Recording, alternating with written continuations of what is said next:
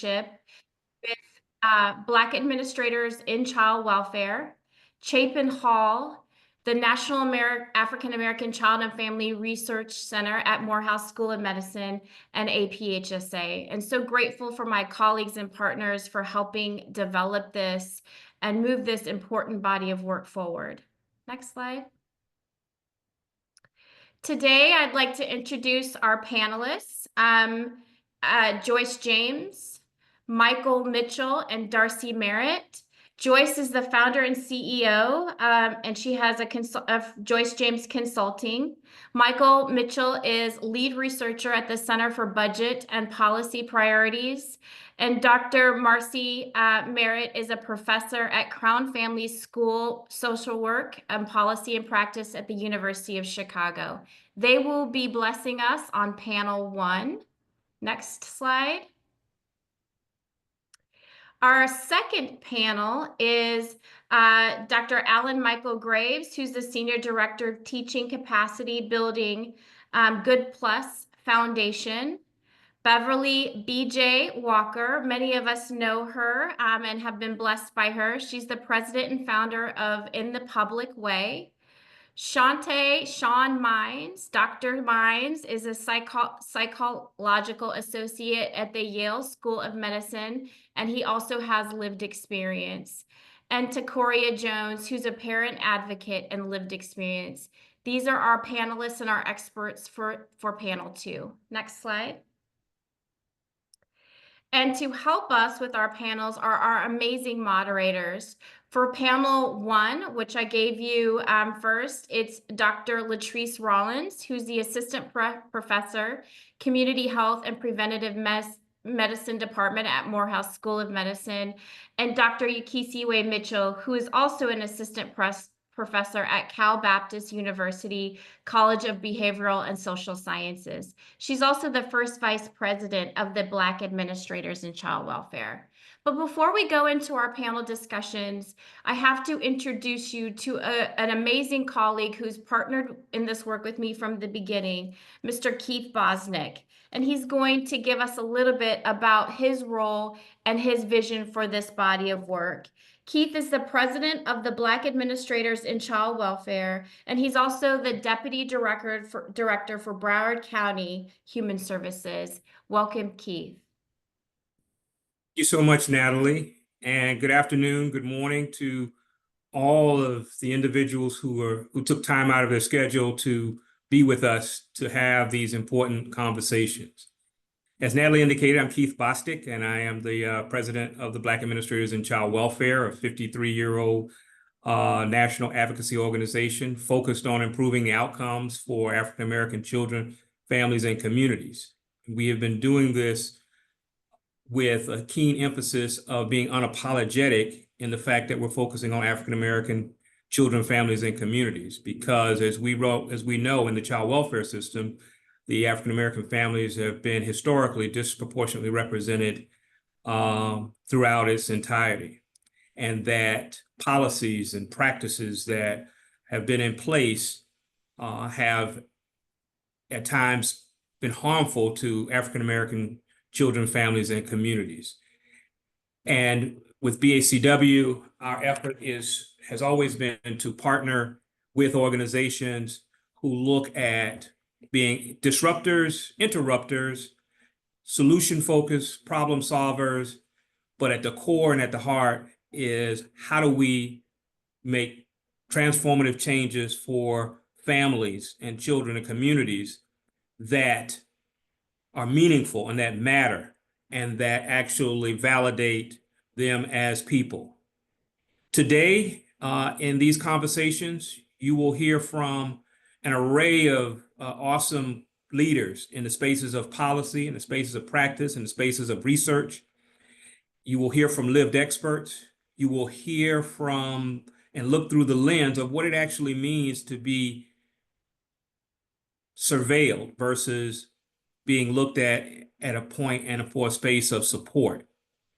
You will hear about thought and practice principles that will be important as we move forward. As we know that for over 400 years, African-American families have been at the bottom rung of any level of success as it relates to power and privilege in this particular country. We know that systems and institutions have been designed and in place to in fact be harmful to African-American children, families, and communities. But in spite of that, you will also hear about the power of resilience. You will also hear about the importance of keeping our eyes focused, keeping our eyes on the prize, and what changes and what practice and what systems do we bring into place in order to benefit our children, African-American children, families, and communities. You will hear about the poverty dynamics and about how in child welfare and in human service centers, poverty has been used in not the most positive light, but has been utilized as a practice and circumstances that have negatively impacted Black families. And so with that, I encourage each of you all to lean in. I encourage each of you all to think and be thoughtful about what change might look like. We want to hear from you about what that looks like in the spaces and the places and the jurisdictions that you all operate in. But more importantly, we also want to hear and see your passion about this moving forward. Natalie talked about our coming together and getting to a place where we could have an initial launch. But we want to share with you that this is not just a one-off. We intend on having continued conversation, continued movement around how we change outcomes for African-American children, families, and communities. And with that, I will end and say, let us not grow weary in doing what is right.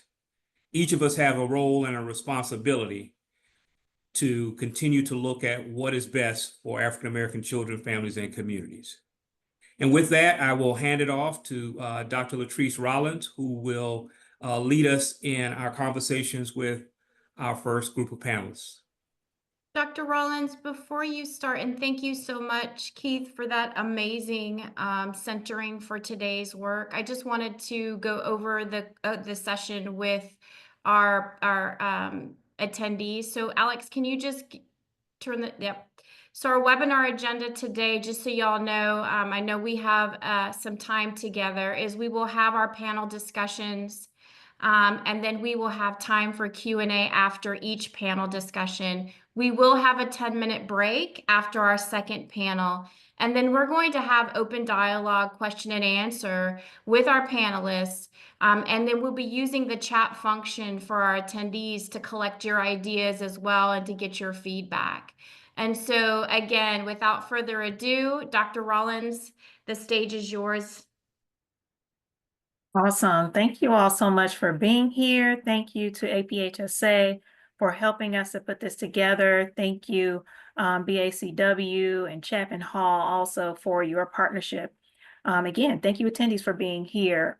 This is a very important discussion, and as Natalie and Keith have shared with you, we want this to be an action-oriented, solution-focused conversation as well. So be ready to share your ideas and your questions as well. So I'm going to get our panel started just to get you all some background. The objectives of this first panel is to discuss the historical and current inequities in child welfare, particularly as they relate to African-American children.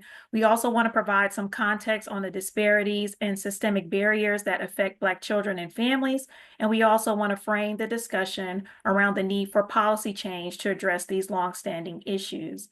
So I'm going to go ahead and ask each of our panelists, starting with Ms. James, each of you please just discuss your background and tell us a bit about how your background relates to child welfare and just your interest in this space initially. So Ms. James, kick us off. Yes, thank you so much. So I have a long history. I generally introduce myself as an old social worker. I worked in child welfare for 30 years, starting as a child protective services caseworker, and held all of the positions up the career ladder including being the first African American to lead the Texas Child Protective Services program in 2004. And so I come from a long history of seeing the system at every level and actually seeing the profound impact of the system on African American children, youth, and families. Starting with my very first role as a Child Protective Services caseworker, I struggled from day one with my caseload being primarily older African American teens who I would put in my car and travel long distances across the state of Texas and drop them off in facilities where I never would have wanted my own children to be. Those facilities were licensed by the state. We had contracts, and I had no space to raise any issues around what I was seeing happen that I believe had something to do with the race of the children. And so that's what's driven me throughout my career. It's been over 40 years now. And my relationship to this work is that I have made a commitment, both when working inside of systems and institutions and now outside of systems and institutions, to raise issues of the history of institutional and structural racism and the need to transform our systems in a way where we understand that they are doing exactly what they were designed to do, because they were not created, not any of the helping systems, to serve African American children, youth, and families, and we have not done so. And so the work has been long and hard, but I believe that we have to stay in this fight to save our children and families. Thank you for inviting me to be here today. Thank you so much for bringing your expertise to us, Ms. James. Next, I'm going to ask Mr. Mitchell, share with us a bit about your background and just how it relates possibly to the child welfare field. Sure thing. First of all, thank you for inviting me to be on this panel. I'm very honored to be able to speak with all of you here today. My own path to this work actually stems from experiences as a younger person. I used to help with summer basketball camps. I lived in the state of Connecticut, and the basketball camp would travel across the state. And the thing about Connecticut is it's small geographically, but very quickly you can move from communities that are remarkably well resourced to other communities where the state has clearly disinvested and failed a lot of the people that live in larger cities. And moving across the state with this basketball camp, I could see some communities had schools that look like high schools that look like Division II colleges. And then you could go 10 minutes, 15 minutes in any direction. And then you're in schools where the infrastructure was crumbling, where other camp counselors felt unsafe for reasons that they need to unpack. And it became very clear to me, even at a young age, I was 18 at the time, that there was something going on here underneath this that could be explained. This wasn't just something intrinsic to those communities. And that is what led me on my own personal process to go to college, go to grad school, and originally thinking that this was an education issue, but then through my own education, becoming really interested in state and local finance. And so I approach these issues of deep inequality that have placed Black people and Black communities at the bottom rung of investment in this country. I have really approached this from an understanding of how we set up budget and tax policy at the state and local level, and the choices that we make year in and year out at the state level in what we're going to invest in and who we deem as important and who we deem as expendable in our budget and tax conversation. So for myself in this conversation, I'm really excited to give more context on how we got to where we are today in terms of the fiscal landscape across the states and what we can do to really create a budget and tax policy that I think will lend itself to a lot of the other solutions that we'll hear about. Excellent. Thank you so much, Mr. Mitchell. Dr. Merritt, share with us a bit of your background and your interests related to child welfare. Sure, absolutely. I first want to start by expressing appreciation to the National African American Child and Family Research Center, the Black Administrators in Child Welfare, Chapin Hall, and the American Public Human Services Association for having invited me. This is a very important panel. I'll just share a little bit about how I got into this. It's my mission in life now, but how I started was I was a practitioner in California in my younger years as well. And I was charged with doing home studies and assessing foster and adoptive homes for appropriate placements. So I was having to interview parents and actually I worked for a private agency, so I wasn't one of the people that had to go and get children and take them. I did that one time and that's why I left. What I was noticing is that the assessment tools did not ask any questions of the parents about what was happening with them. There was no question what happened to you. And now I always instruct my students to say what happened to you, which takes the blame and onus off of the person that's impacted and places it where it belongs, which is on the structural conditions that landed them there. And so I became really, really frustrated that we weren't assessing this primarily among Black families. I ended up having to place a sibling set of 3 under 6 years old twice in the space of 18 months or so. And it was just horrible because the only reasons that this family was impacted is because of poverty. So I went to graduate school and I said, we've got to include the voices and the lived experiences of the people most primarily impacted. So a little bit about me and my scholarship. All of my efforts apply a social justice lens to advance the conversation in the child welfare field in a manner that acknowledges the inherent systemic and structural racism within the child welfare system. That's not something I debate anymore with people. It's just a thing. So I'm committed to elevating the voices and lived experiences of Black moms. I study Black moms primarily that are impacted by the Child Protective Services system, which I myself have renamed the Child Poverty Surveillance System because that's what we're doing. We're surveilling those in poverty. Language is important to me. So I use the term impacted parents instead of involved, which we see a lot in the literature because many of the moms that I've interviewed have expressed that they prefer not to be characterized as voluntarily involved. So much of my work suggests the need to change the narrative about child neglect in specific, particularly among minoritized families who have been financially marginalized. So the impact I envision for child welfare impacted parents and kids is for their lived experiences to be centered and acknowledged as part of the empirical evidence base. Additionally, my work posits a rationale for considering parental intentions towards optimal parenting in the context of threats, which a threat is racialized poverty-related family surveillance. That is a threat to these families. And I critique the CAPTA legislation and mandated reporting policies. I highlight the trauma of enduring multiple systems oversight.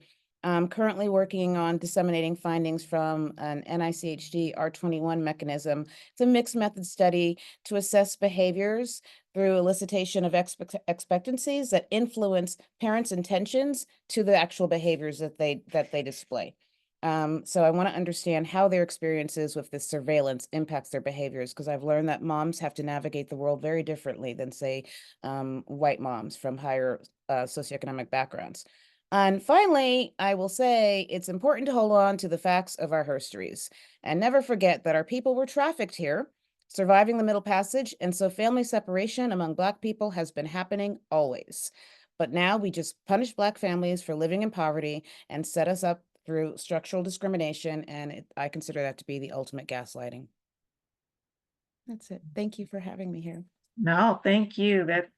Yeah. Okay. All right. Let's get into it. So you all attendees, please feel free to put your comments in the chat. You can also use the Q&A box to ask questions throughout. We're going to make sure that we answer your questions at the end of this. So I'm going to go back to Ms. James.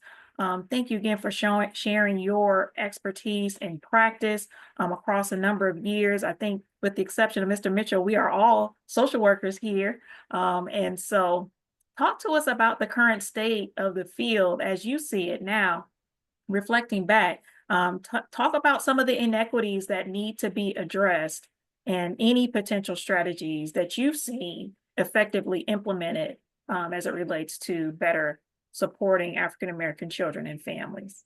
Ms. James. Yes, yes, thank you. First of all, I believe that there's a lack of accountability on the part of many systems as it relates to addressing the profound issues that impact Black children, youth, and families across all helping systems. The fact that the bookends have been in place in this country since its beginning. They've never shifted.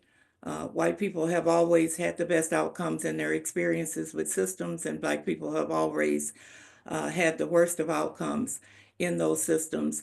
I believe that, you know, since we're all social workers, our schools of social work have also, let me just say, not any helping professional has required people getting a degree in any discipline to have an analysis and understanding of institutional and structural racism.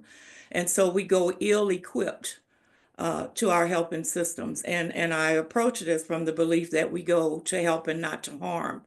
But without the analysis and the racial equity lens, then racism is not visible in the culture of the institution. And even when it is, there's a sense of people being oppressed in ways that do not allow them to speak out against the oppressive nature of systems, not only on the people we serve, but also on the people who work inside of systems. And so I believe that there has to be an intentional effort to create what I call an anti-racism institutional culture. And I know from personal experience that when you create that kind of culture, that it works.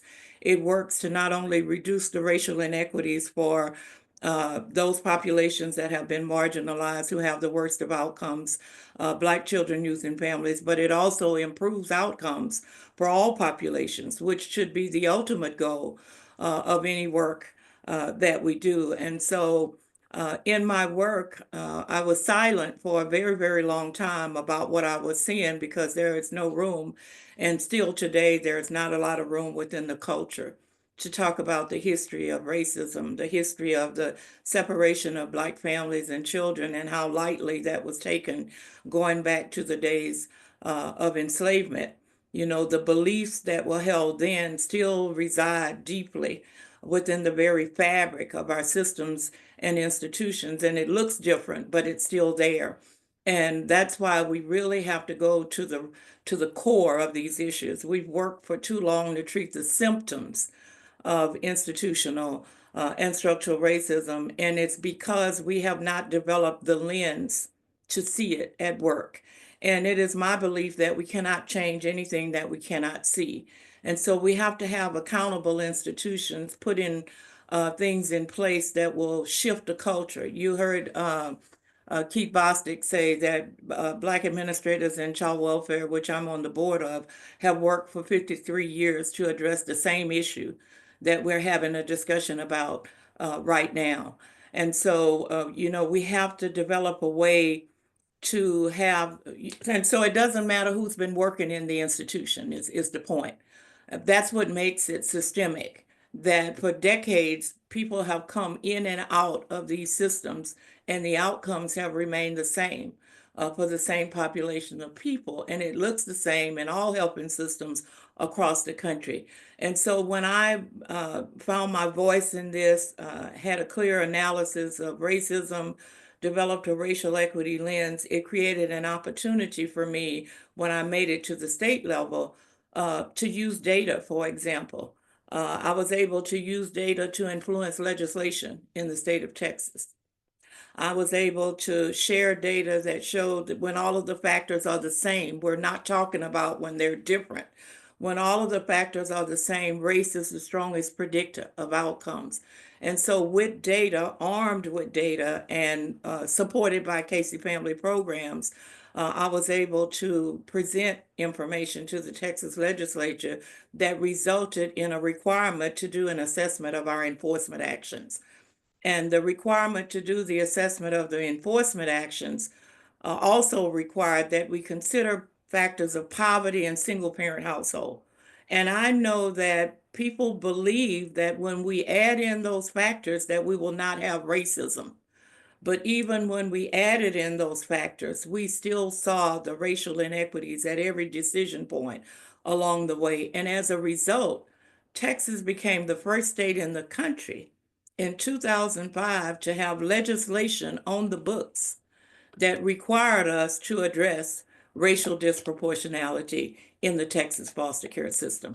And just to kind of shortcut this, we were able to use a model that I had developed at the regional level that worked. And it worked to the extent that we had nationally recognized outcomes, data-driven strategies, disaggregating outcomes by race and ethnicity. The legislation required that we would train our staff in cultural competency. By the time I made it to the state level, I knew it couldn't be the same old cultural competency training that we had been doing, where you go on the computer, you check some boxes, you print yourself off a certificate, and suddenly you're culturally competent. And so with the support of the Texas legislature, with funding and the support of Casey Family Programs, we brought Undoing Racism by the People's Institute for Survival and Beyond to the state of Texas. We even held a workshop at the state capitol. But bringing that analysis and understanding, a lot more work went into it, which we don't have time to address today, but the results were, for the first time, we had more youth leaving foster care than coming in. We tripled our kinship placements. We had an almost 50% increase in the number of families receiving services in their own home. And for the first 2 years of that type of anti-racism work, we received the largest adoption incentive award from the federal government. We were reducing the disparities for African American and Native American children and families. And at the same time, we improved outcomes for all children, youth, and families. And so there are practice models that work. And I'll just finally say about that is that when we build our capacity to push against the walls of resistant institutions, they give, but they also fight back harder. But as soon as you stop pushing, they revert back to their old way of doing business. And we have seen this happen in Texas as well as in other states across the country. Thank you. Thank you so much for sharing that. Lessons learned and in strategy, that's the key. Mr. Mitchell, share with us, you started to talk about investment and how we may be able to look at the way that things are budgeted and assigned financially to our communities, how maybe that can be a way to look at some of these inequities and some potential strategies. Talk to us some more about that. Sure. So I think the first thing that I want to introduce here to the folks on this call is to, when we hear conversations around the budget or around tax policy, I really want us to understand that that is not a conversation that is currently or has ever been race neutral. In fact, one of the things that I have done in my work over the past few years is really explore a broad history of the ways in which state revenue systems have been built and explicitly constructed in many areas to maintain racial hierarchies. So, for example, we could look back in Mississippi in the late 1800s. One of the first states, actually the first state, to introduce a supermajority requirement. That is a requirement that not that a bill needs just 50+1 to get passed, but if it's going to be about taxes, if it's going to raise revenue, it has to meet a 60% threshold in the state legislature in Mississippi to get enacted. That is a very high bar. It was a very high bar now. It's a very high bar back then. And what it really did was prevent the state at a time when, post-Reconstruction, at a time when there was an opportunity for real investment. It prevented them from being able to gain the revenue necessary to make those kinds of investments. That supermajority requirement is still on the books in Mississippi. And in fact, we can see that that's a staple of many states in terms of their revenue systems. It originated in Mississippi with a clear intent to restrict the ability to invest in Black communities. But now it's moved and metastasized all across the country. We can see similar dynamics with some of the earliest property tax limits. Again, in the early 1900s, late 1800s, with efforts to raise taxes on wealthy property owners, there were really fierce battles to make sure that property taxes could not rise quickly or could not rise more than a certain amount without a higher threshold of approval. And again, you can see the ways in which those kinds of limitations move from out of the South to other regions in the country and operate as a real barrier to being able to invest in the things that we know are important.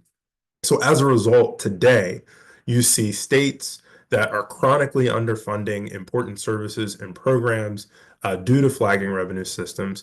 And we also see that it has cemented revenue systems in about 90% of the states that disproportionately require low-income families, who are disproportionately Black families, to pay a larger share of taxes as a share of their household incomes relative to wealthier, whiter households in their states. So we're asking those with the least amount of resources as a proportion of their incomes to pay the most to budgets that will systematically underinvest in their communities.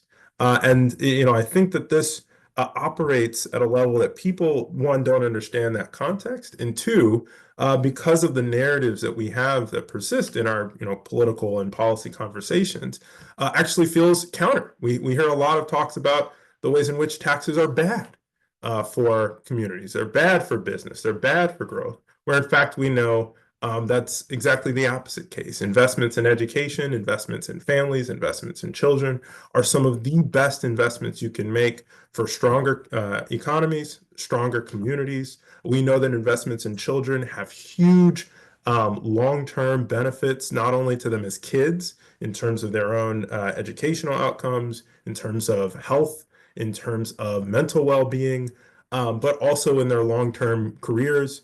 And ability to continue to create more stable household and communities for themselves when they're older. So I think it is just tremendously important to understand that history. And then there's a longer conversation, of course, to be had about what are the opportunities for pushing back, because even to this day, in many states, we're seeing movement in the wrong direction, which we can talk about more at another point. But I really want to posit that first component is understanding that history, understanding how these revenue structures have been intentionally built to maintain these systems, and being able to see then in present day how it limits our ability to make the kinds of investments that are tremendously important. Awesome. Thank you so much, Mr. Mitchell. Dr. Merritt, talk to us about the current state of the field as it relates to research around the inequities that need to be addressed in child welfare, and any potential strategies or interventions that you've seen, or even things that you've heard from your impacted parents that you've spoken to, the impacted mothers. What things have been effective as you've seen in research? Yeah, okay, thanks. So there's a lot going on, and I so appreciate both your comments, Ms. James and Mr. Mitchell. And so what I'm doing is I'm having an ongoing battle in the research world to speak to your point, Ms. James, about people thinking that racism is not a problem. And so here's what's happening. People with privilege, white people, child welfare scholars that have been doing this for decades and decades, continue to disseminate information that makes it appear as though Black families absolutely have to be surveilled because we're going to harm our children. And so the problem here begins with the definitions, starting with CAPTA, very long time ago, which was set up to criminalize families instead of providing them support. So just criminalizing them for their troubles. So we think of the term maltreatment. We don't really pay attention to, most people don't pay attention to the fact that on any given day, 76% of the people that are impacted by CPS, it's due to poverty-related neglect. That's the problem. But we conflate all of this and we say the term child abuse and neglect, and we just automatically think that that's some child that's been beaten or sexually abused. Those aren't the kids that I study. Those aren't the kids that I'm concerned about right now. I'm concerned about those kids who are being surveilled because of their status in our society and because of their race. We cannot disentangle it. Racism is a thing. It's pervasive in not only the child welfare system, but all of the systems, because the multiple systems oversight is a problem. In terms of moving forward, I think we first have, Dr. Rollins, we have to deal with this definitional issue. We cannot continue to support policies, federal level policies, that don't disentangle poverty-related neglect. And we need to separate that from the stigmatizing surveillance of CPS. The parents that I've spoken to, the good news is they're rising up. Okay, they're trying to understand and share what they know about their rights, which many people didn't know about their rights. You don't have to open the door, things like that. There's a lot more CPS impacted parents advocacy groups popping up all over the country. So they're lobbying for themselves and advocating at their local level and also at the federal level. So that's the good news. So we need to continue to elevate their voices, protect them, and just each of us from where we all, it's, all hands on deck situation is what's happening. So I need to address my colleagues and continue to shove in their face that racism is a thing and they don't get to say it's not, and push them to identify and name their positionality and how they do their study designs, why they just throw everything in there, and why they work so hard to avoid saying this is a racism problem here. And so because the interventions and the services that are being designed based on that research from that group of privileged white scholars. And that's a problem. So I'm trying to do my part. I couldn't speak about this before I had tenure. We all know why. Now I'm screaming it. So this is what we need to do. We need to deal with mandated reporting as well. I will say that there is absolutely no evidence that mandated reporting does anything to prevent child maltreatment. All it is surveillance. There's no evidence. And Mr. Mitchell, so if you want to think about, let's get some money budgeted in so that we can actually collect some data on the demographics of the reporters, because we can't prove that mandated reporting has racial bias when we don't collect data on the identities of the people reporting. Okay, thank you, Dr. Merritt.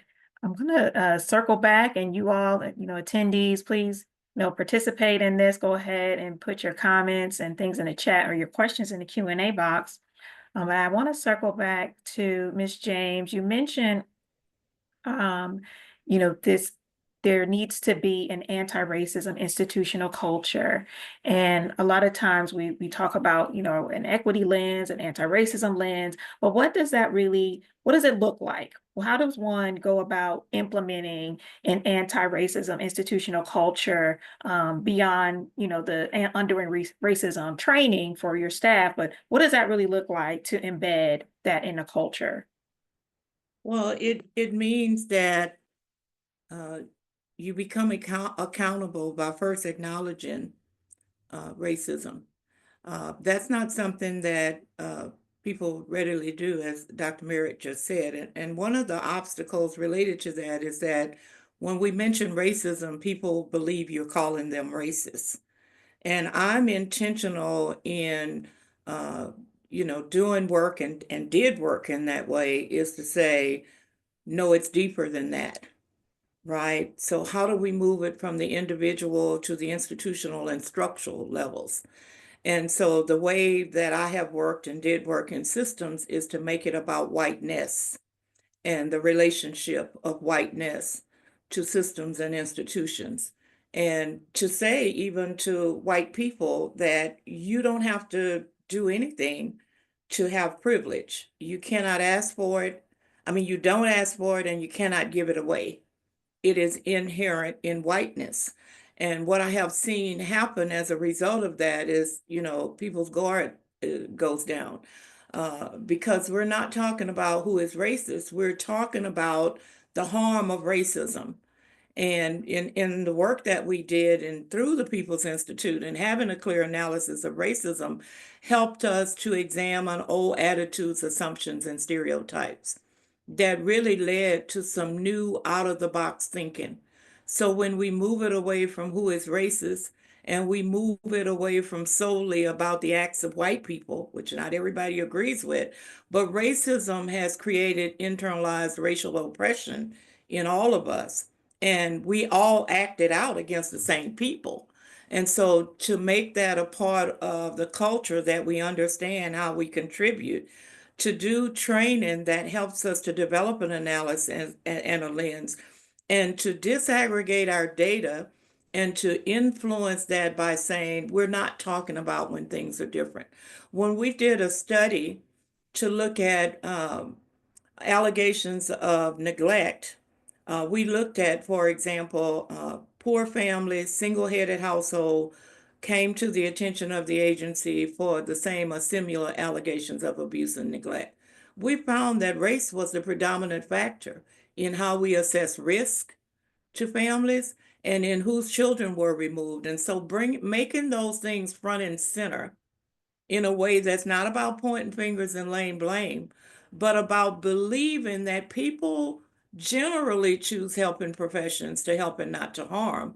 And if we can help people to find a way to help, then we begin to see those things. So we use a model that was about data-driven strategies that included not just the data, but the lived experiences of the people behind the data, right? That it was absolutely necessary to be willing to be transparent and vulnerable in exposing that data to the very communities who were experiencing community loss as a result of that data.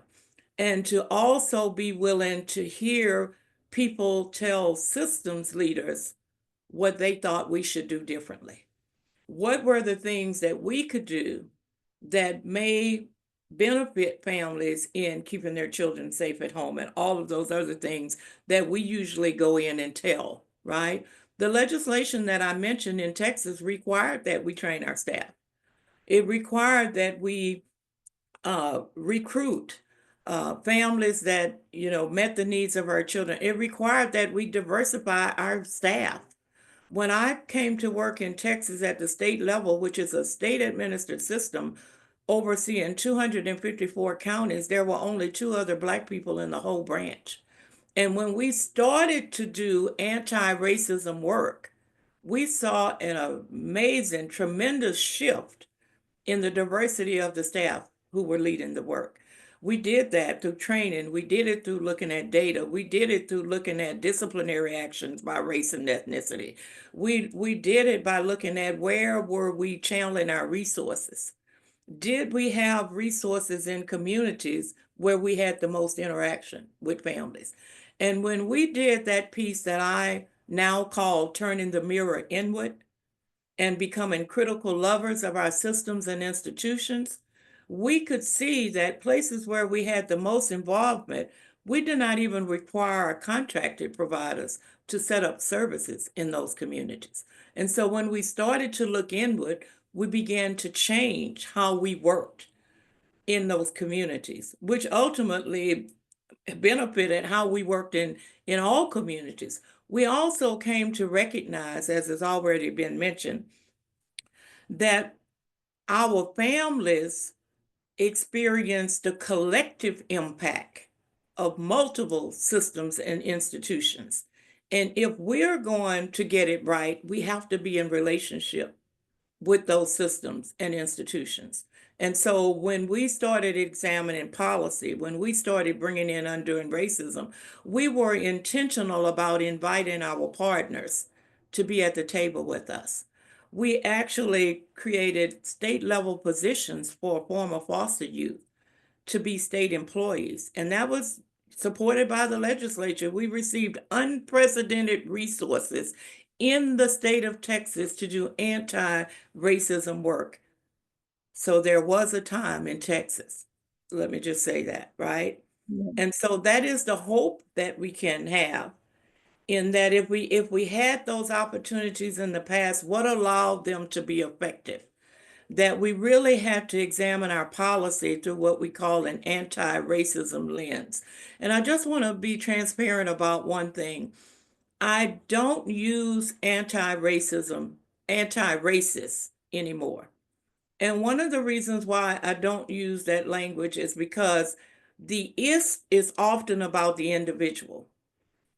In my analysis, I believe the ism is more about what's happening at a systemic, structural, institutional level. And that opens the door for people to be more willing to engage. And not only white people have been resistant to this conversation.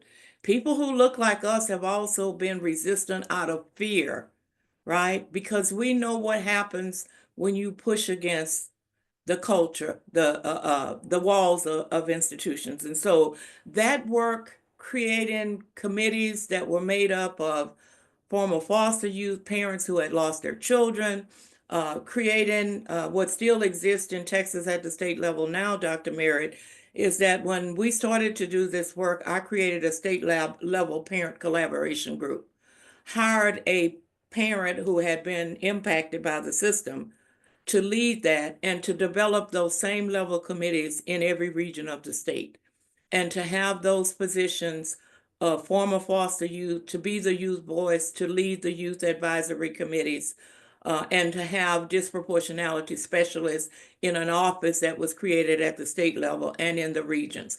And let me just say one thing about mandatory reporting is that we decided that we needed to identify who were our highest level of reporters. And in Texas, they were educators. And so through a grant actually funded by the Children's Justice Act, we were able to go out and do work with all 20 education service centers in the state of Texas. We developed an online training, and then we did an in-person 3-hour workshop. And in 3 hours, we had nurses and counselors looking back at their reports and saying, wow, now that I see it, for some families, we would just pick up the phone and call their parents and ask them how Johnny got the bruise. And for other families, we would just call in a report to the hotline because there was a sense that you couldn't question a Black mama about what happened to their children. And so when you start to change people's thinking, because we can only operate out of what we know. And so we have to offer and create opportunities for people to examine those things they think they know, that they operate out of, that has kept this in place, right? And so training 25, 30,000 people, which is not a lot in Texas, but when you had state level people like judges coming to the table in the training, when we had folks from education and health and mental health and housing and juvenile justice and criminal justice and all of those groups coming together to begin to have a common understanding of the root causes of what we were seeing, to move away from what's wrong with the people who have the outcomes, to understand what has happened to people for whom systems come every day in the name of help, and the data and outcomes have not changed. Now, I want to say one other thing about policy, because Dr. Merritt mentioned CAPTA. The ASFA policy needs to be examined because it has contributed to a disproportionate number of Black families having their rights terminated to their children, right? Now, none of us want children to linger in foster care without permanency. But our children still linger because you don't have permanency as long as you have a caseworker. And so permanent managing conservatorship is not permanency. And when that legislation was put in place, it was intended to be race neutral, like many of our policies, that when you examine them, they are not race neutral. And so what we see happening is that we didn't do the other side of the work around ASFA. We did not look at whether or not we were giving parents the right services to elevate, to increase the amount of time or to decrease the amount of time that they would have to comply with the many unreasonable things that we often put in service plans. And so we ended up, and we still do today, we give families what we have because we don't know what they need because we don't ask them.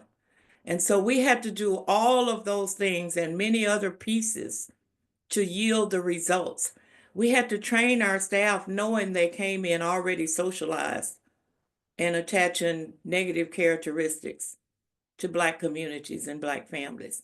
And so we had to become accountable for what they didn't get or wasn't required of their degrees. And we started that training at the front door with the Casey Knowing Who You Are curriculum, which we got permission to expand to all stages of service, with the Undoing Racism training, with sharing outcomes. Who are our programs and services benefiting? Disaggregated by race and ethnicity, not assuming that it works for all. And so that and many other pieces is really what led to a place where people felt like they could question things that I couldn't question as a caseworker. I was intentional and deliberate that we would create a space for people to be able to have a voice, because those folks who knock on the door, that's where change happens. And if we can't create a space to hear from them and to hear from the families and the youth and the people in the community that we serve, then we couldn't get it right. So we got it right for a time. Not right 100%, but we were going in the right direction.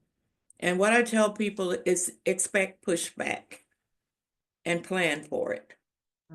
Yeah, anticipate the obstacles for sure.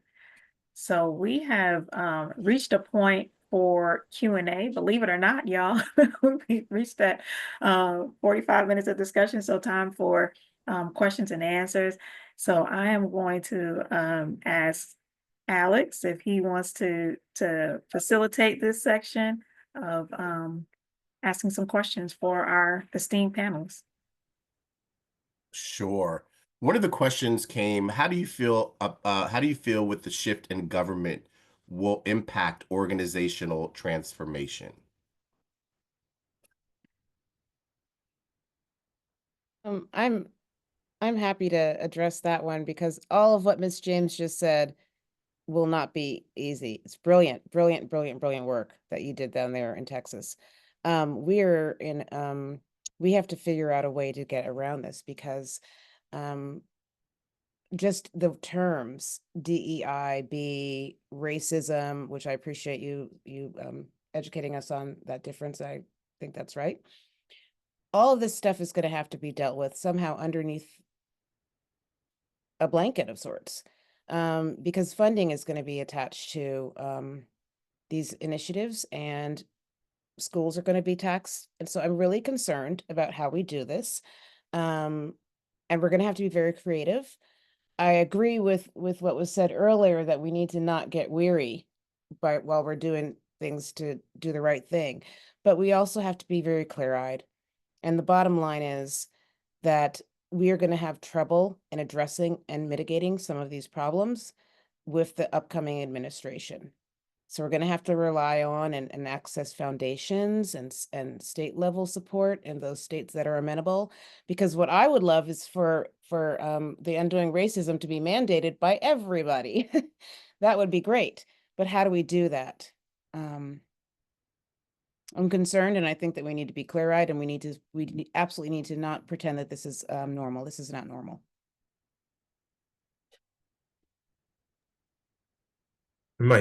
I might add that there's, I think at the federal level, a significant need to be tapped in on multiple threats in different areas: healthcare, family supports, tax policy, of course, from my perspective. And, in 2016, when it was a similar environment of a lot of these systems being under threat, I think there was a very significant and plugged in movement to, hold the administration accountable to what were very popular programs. And it actually became very difficult for them to, and ultimately they failed in terms of, when we think of like healthcare, failed to upend some of these things because of the public conscience was so raised. And I think that will be necessary again at the federal level. I think at the state level, I am particularly concerned, to be honest, because some of the things that are at risk in terms of investment and tax policy are actually things that have been in trend for a few years now. So, for example, there are a number of states, about 26 states, that cut their personal income or their corporate income tax rates between 2021 and 2023. And analysis that some of my colleagues have done is that over the next 3 years, that's going to cost those 26 states about $111 billion. $111 billion that they would have had otherwise, that could have been used to support programming services that we know communities need. So I think there will be a lot of work to stem the tide of a lot of that at the state level. That is very necessary. That feels a little disconnected actually from where the attention will be, which is on the federal front. Thank you. We have another question from one of our participants. They say, I'm a SNAP policy analyst. Can you speak to the impact of hunger and food security, specifically food stamps?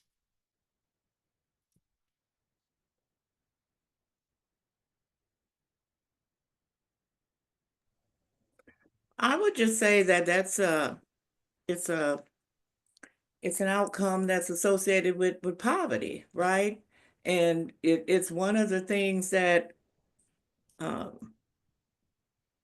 you know, when I say we, I'm speaking in the very broad context. Let me make that clear because I know there are individual exceptions to what I'm saying.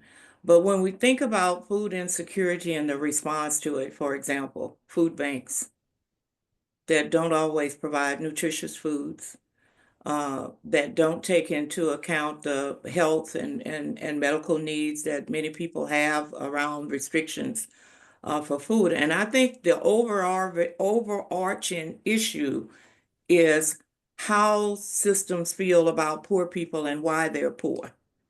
And so with that kind of mindset, we don't invest the right amount of resources in ensuring that children and families don't go hungry, that food security insecurity is addressed.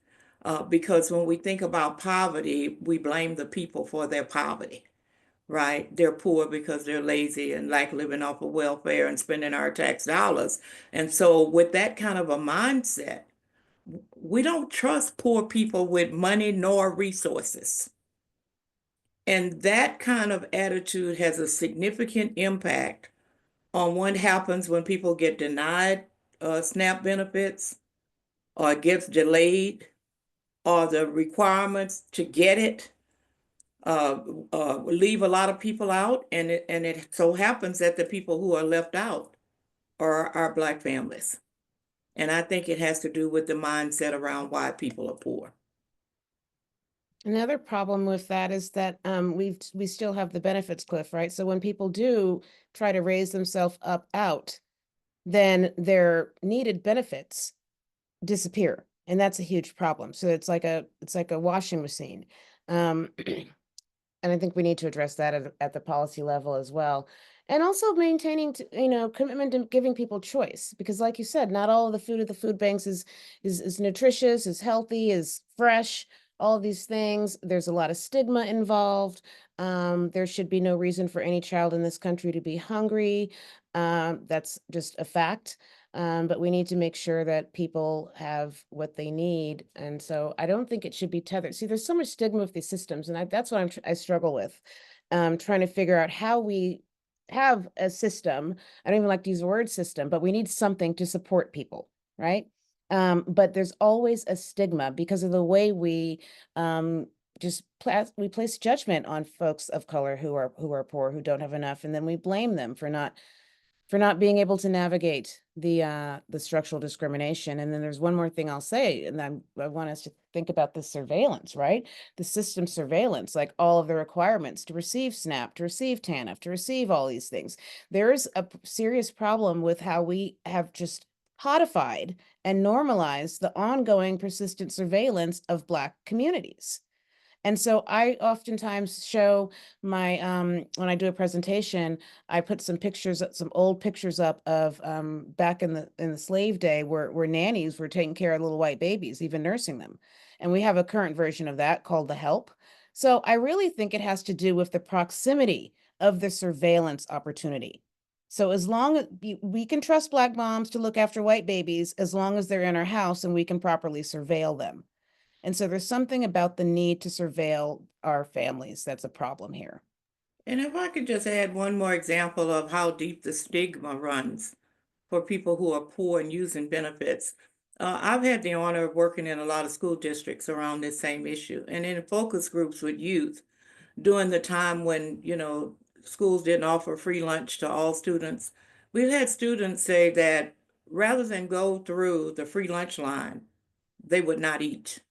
That's how deep the stigma runs. I might also add here, there's a second intention, which is to completely undermine these programs and services, period, right? So the implementation of work requirements, all of the hoops that you put people through, if people choose to opt out, it then becomes a piece where you can say, well, no one's using this. We can cut it. We can get rid of this. It's not important. And that continues a spiral, I think, of just, creating and undermining, programs and services that can and should be present, until we have nothing. And so I think that there's kind of that kind of death spiral there that I think is also a part of the intent. And so when you see these work requirements become more stringent, or become more stigmatizing, there's also that desire to see them ultimately dissolved entirely. And the eligibility requirements keep people dependent upon these services. Because if you make a few dollars more, you lose the benefits.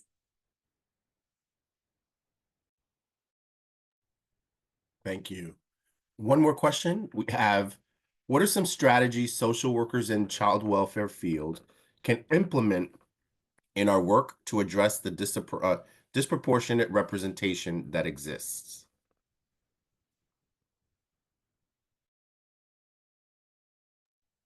I would say that we need to, instead of looking for a reason to report or reporting out of an abundance of caution, I think that the North Star of assessment when you have a struggling young person is figure out a way not to report. Figure out what that child needs, what that family needs, and do that first. And I think education, going back to education, understanding what racism is, understanding how whiteness, as you said, interacts with these institutions, I think that we need to make sure that everybody is educated at that level, first of all. That's what social workers need to do. Case managers, I think it's critical and should be required before working with any person of color. I also think that social workers should organize for schools of social work and helping systems to provide them the professional development that they need to truly work in ways that are equitable for all of the populations that they serve. Because what has happened is that institutions have also placed a burden on individual caseworkers to examine their implicit biases, which we should all do. But that is not sufficient for undoing institutional and structural racism. It has to operate out of the culture of the institution. And when that operates out of the culture, then it will dictate the behavior of everyone who works inside of the system. And so I think social workers should be intentional about organizing for the support that they need, that definitely do your individual work, examine the lens you bring to poor communities. Because we go to poor communities already socialized about who the people are who live there, right? And in sessions that I do all the time, I ask them, what are you told about going into poor communities? And they're told not to go by themselves, to not go at night, to bring law enforcement with them, to put their purses in the trunk before they get there, to wear comfortable shoes, and to spot their exit as soon as they're in the house. So they go in with fear. If I'm afraid for my life, then my assessment of the safety of the children is impacted. If I'm afraid for my life, that's going to dictate how long I stay on a visit or whether I say I went and I really didn't go. It's going to impact how I, introduce you to services. It may shortcut services. It may mean I don't provide you the same type of access to the services that I would offer to other people. And so individual accountability, but demand institutional accountability. I want to add one more thing. I think it's important for us to move away from assessing risk and rather focus on assessing strengths. All we do is we assess risk, and we need to look for strengths. What is working, what is happening, and to approach people with that lens.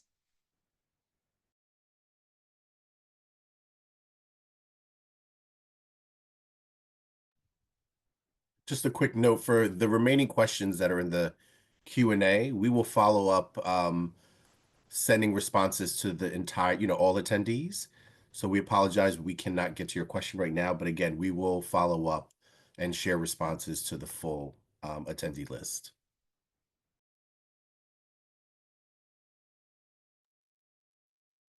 Awesome. Well, thank you all again for sharing your expertise with us. You will have an opportunity to share some more solutions once we get back in terms of having the more open discussion. But thank you so much. This is amazing. A great start to this wonderful event. Natalie, back to you. Yes, thank you. And just a amazing amount of information we know people are processing. And the reality is that this information can hit us all very differently. And so we want to give you a minute. We're going to take our 10-minute break early, and then we'll resume to hear from our next amazing panel, who will share with you their different perspectives based on the seats that they sit in. We've architected these panels so that everyone brings a different voice and a lens to this work based on their historical background in their work. So 10 minutes. We appreciate you all. We'll see you back here at 2:20 Eastern Time.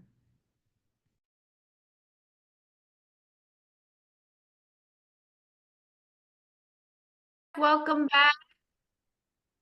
Thank you for giving us a minute, second panel, because I know everybody took in a lot of information, and we're ready to take in this next amount of information and really learn from you all. So I will turn it over to Dr. Mitchell for introductions to her panel and to get us started. Thank you.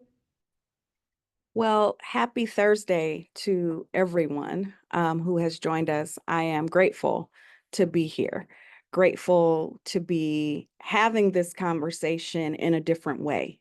So we're talking about all the things that we've been talking about, but with a lens and a mind and a resolve to move forward.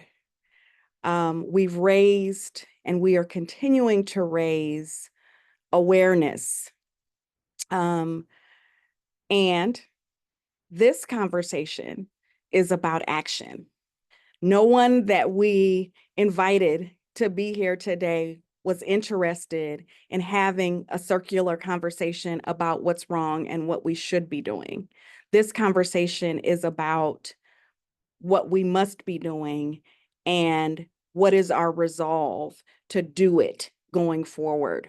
So I am Yakisiwe Mitchell. I am blessed to moderate this panel of advocates and experts around community engagement, community action in this issue around African American children and families. The other thing that I will say before I reintroduce these folks is we were intentional about centering this discussion around the social determinants of health.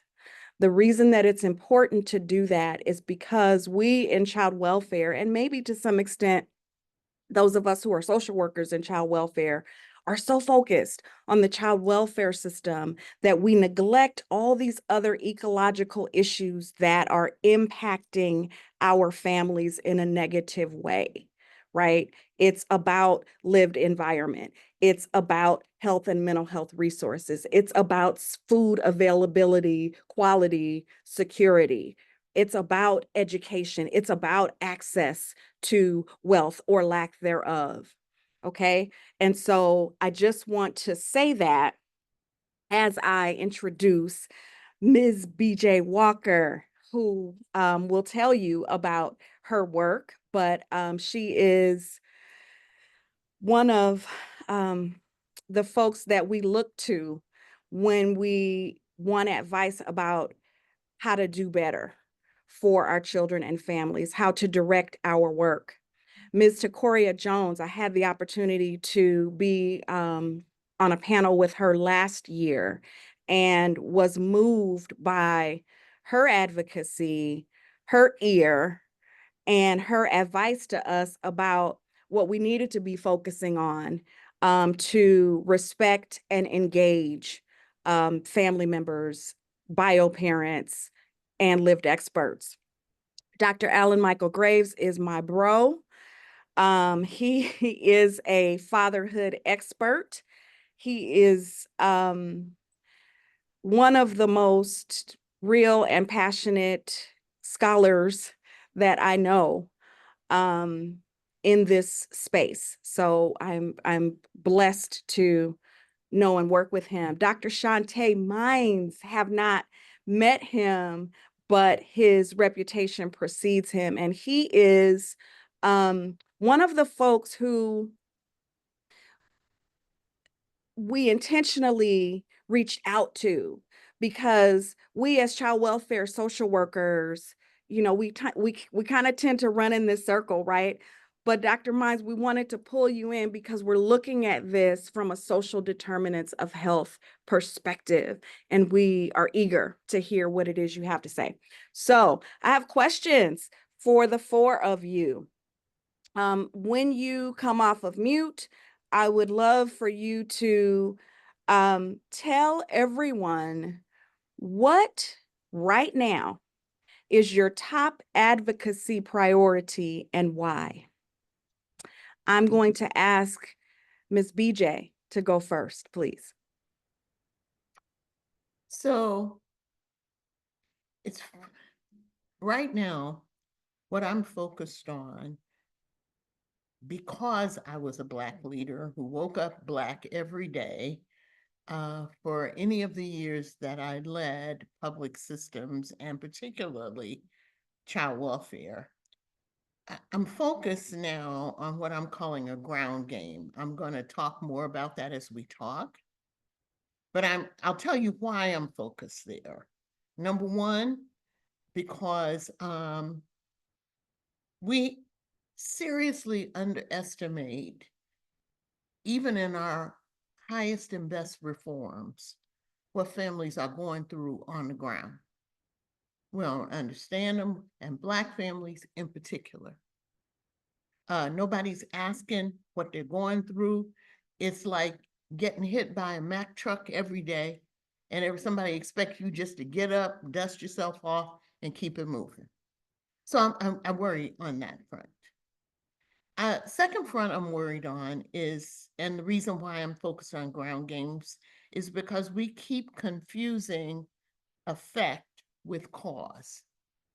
And I'll have a lot to say about poverty with that, in terms of looking at the difference between proving that something happened or the effect of something. It doesn't necessarily mean you know a darn thing about the cause. And number three, I'm concerned about public policy that substitutes short games and short game solutions for what need to be long game solutions. That if we just keep thinking we can give you $2.50 and you're gonna be all right, there's something flawed in there. And it allows people, public policy in particular, to not own the conditions and the context within which people are struggling, but to simply put it off as an individual issue. And that has been talked about by the first panel. This ground game that I'm talking about is a community-centered, a community-driven business model that deals with family adversity. Nobody takes responsibility for family adversity right now. That we got a lot of talk about the social determinants of health, but who's responsible for delivering on those determinants?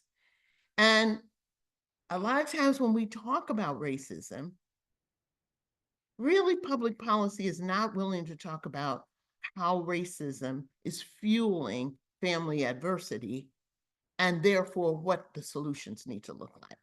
So that's kind of where I am in this discussion, and where my head is focused in these days.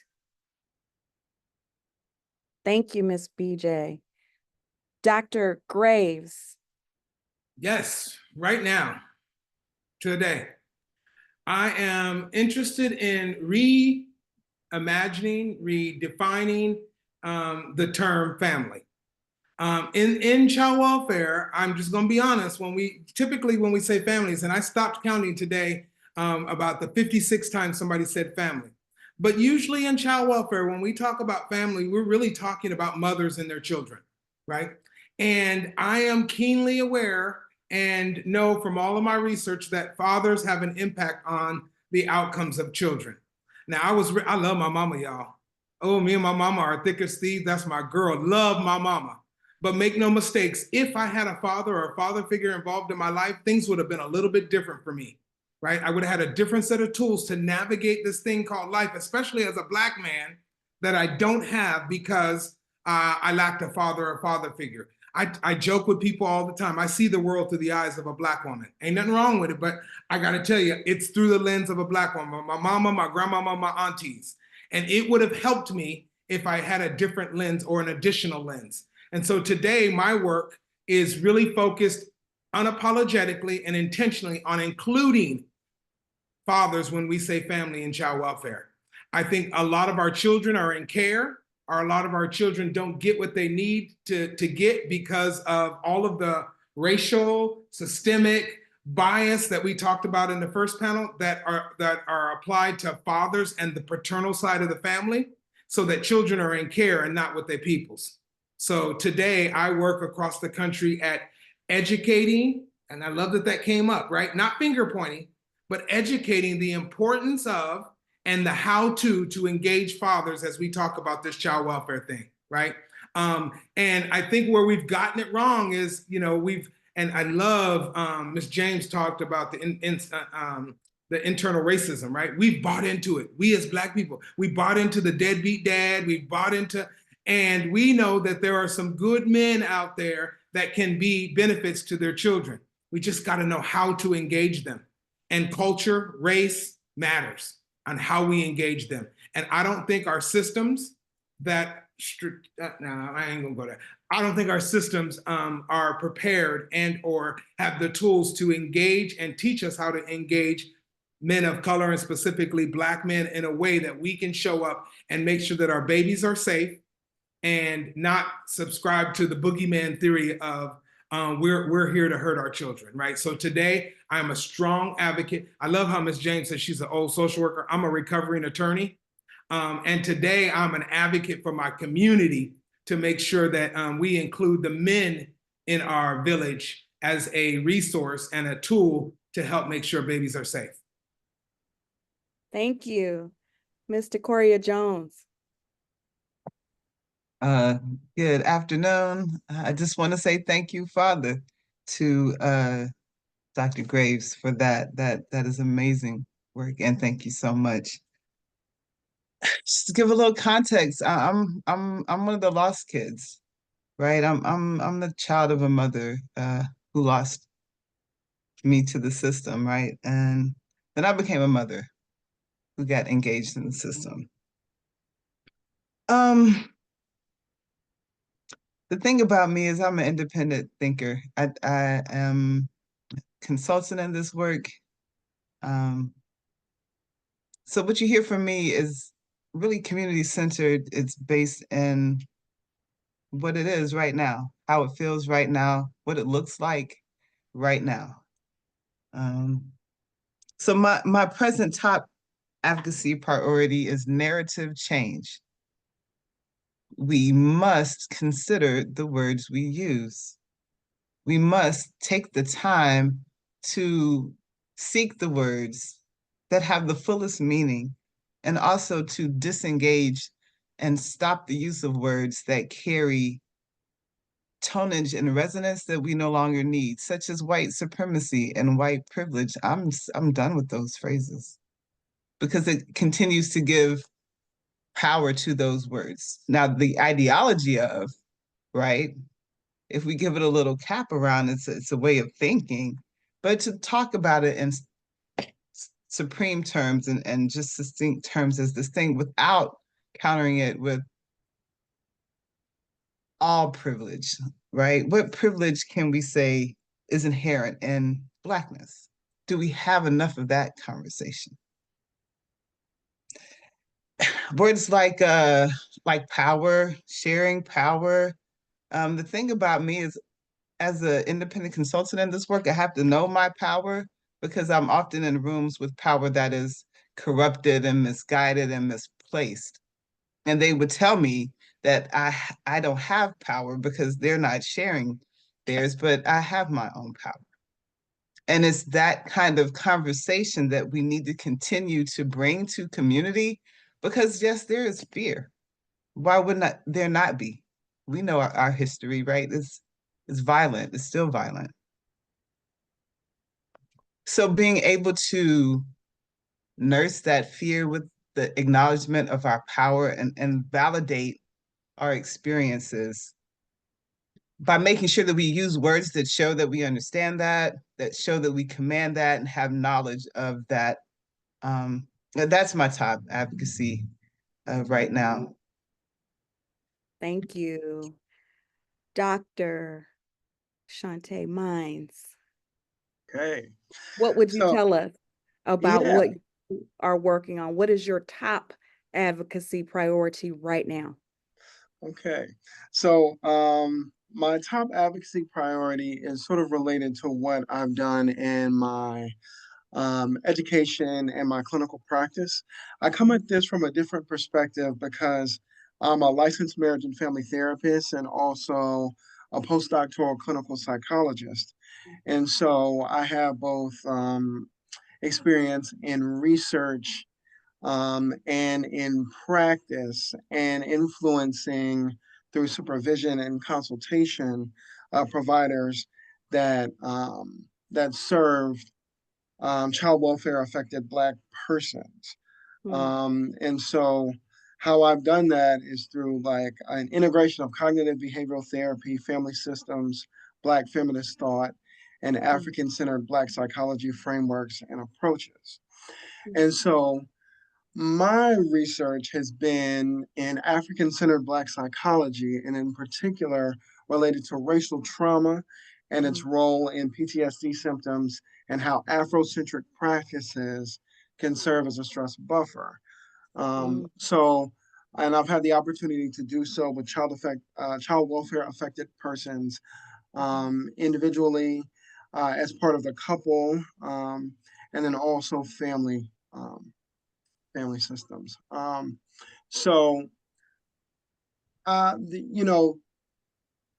I see this as the perfect opportunity to address the inequities in the foster care system related to Black youth and families, using a Black and African-centered lens that's often disregarded in policy discussion and in its creation. One thing that I want for people to be aware of is that Black children who are in the foster care system and outside of the foster care system experience racial trauma. And one thing that happens for young people who are transitioning into adulthood and into permanency is that they don't have the knowledge, skills, or abilities to be able to address that racial trauma, nor do they have that when they are in the foster care system.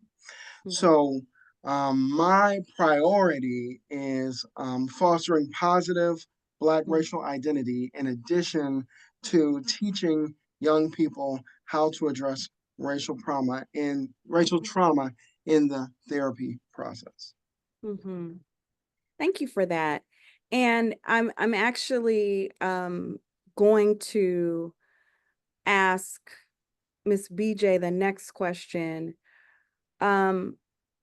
So what are you doing? Name one strategy that works to address inequity.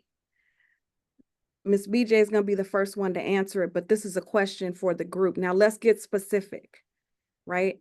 So thank you all for identifying your top strategy priorities, And now let's go to what do you know works what is one strategy that you know works to address inequity? I don't know that I know a strategy that works.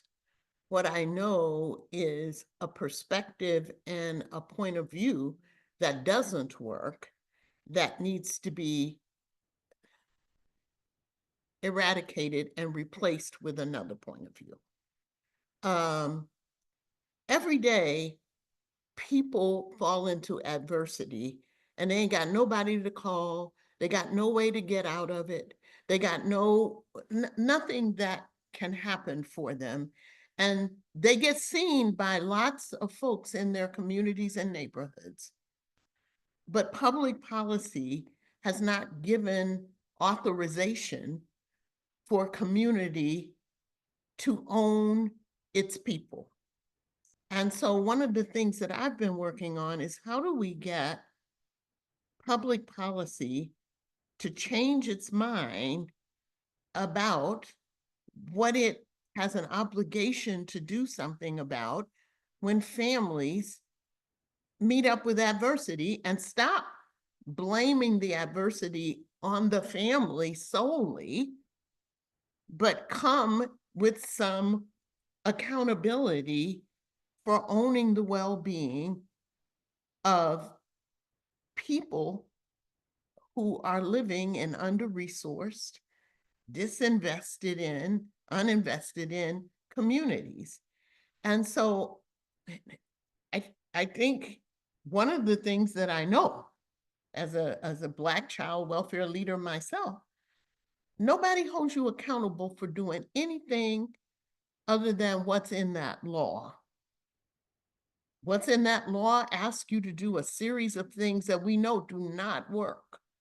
And they do not work well, particularly for Black children. They don't work well for any child who doesn't look as the system deems normal, for any family who doesn't, and in particular for Black families. And you don't get fired for not talking to community. You don't get fired for not caring about adults if you're in a child welfare system. The system doesn't own the well-being of the families of the children it says it cares about. I'm not sure, unless we change our minds about that and change it in the legislation and stop legislating effect and legislate at the level of cause. And I do mean in particular at the level of cause. It does not help to just simply give me another couple of $100 a month. I ain't gonna keep a couple of $100 a month out of anybody's hand. But that doesn't eradicate the cause of what brought me to your attention in the first place. My community needs to be engaged. And so I think we've got to turn our minds to that, and we've got to get public policy to own that as part of its obligation to children and families. Now, I'm not sure that many people have done that. So the only other thing that works that I know of is leadership. When somebody puts you in charge of a system, then you have an obligation to do. And I think Joyce spoke on it. I was in Georgia while Joyce was in Texas.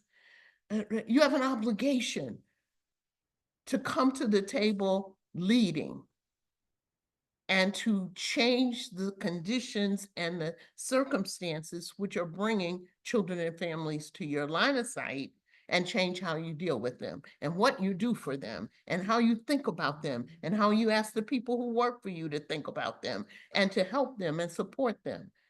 But those are the things that set a different table. The table is not set up now to change practice in a way that owns the experience of people who are experiencing adversities that bring them to the attention of the system. It just isn't set up to do. Right.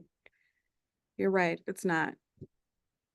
Dr. Mines, what are your thoughts on a strategy that works to address inequity? Or, as Ms. Okay. Beach pointed out, what doesn't work? But remember, we are solution focused, right? Uh-huh. So what are your thoughts?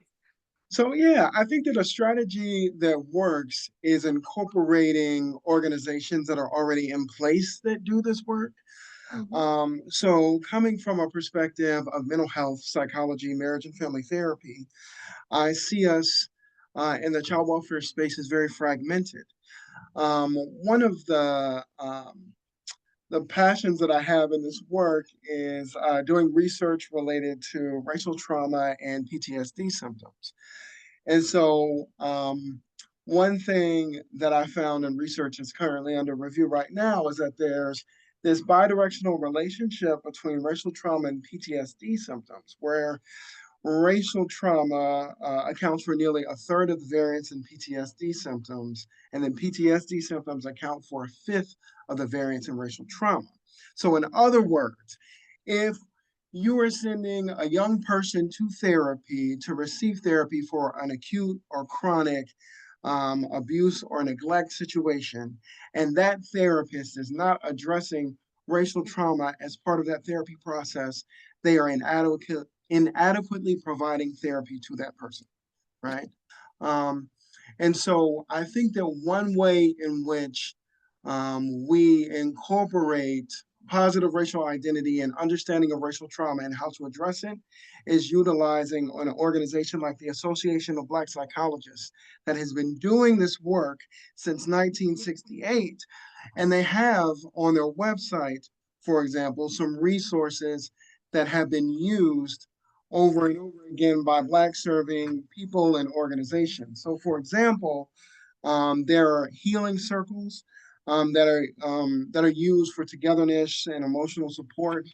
There are emotional emancipation circles, which are grassroots networks of self-help groups that are specifically about overcoming the lie of Black inferiority and the emotional legacies of enslavement and racism. There's a trauma toolkit, which provides help to Black people to take care of themselves, responding to racial trauma one-on-one. All of these things that that haven't necessarily been utilized in policy or in practice. I think incorporating those things is going to be something very useful for our young people in the foster care system, because they need to know how to navigate life. And they don't navigate life in a Black body, more pointedly. And they don't necessarily know how to do that. And I think that if we're using an organization like the Association of Black Psychologists, that, you know, the principles of African-centered Black psychology could be incorporated in other areas like specific training in African-centered Black psychology frameworks, incorporating those frameworks in mental health coursework as part of state licensure boards, oral exams, continuing education, et cetera. So using what's already there and not being siloed, I think is really important. Thank you for that. Ms. Jones. I love this question, and I'm going to offer 3 little strategies and hopefully some action with each of those. So the first strategy is faith. So what is faith, right? It's the evidence of things unseen. And in my work with community and in my being in community, there is so much happening there. There's so much mutual support. There's so much looking after each other. There's so much care and concern. There's so much recognition of what is needed. They know they need environmental changes and better schools. Like, the need is known. So the faith, the strategy of faith is to help encourage us to remember that there is in community always something good happening.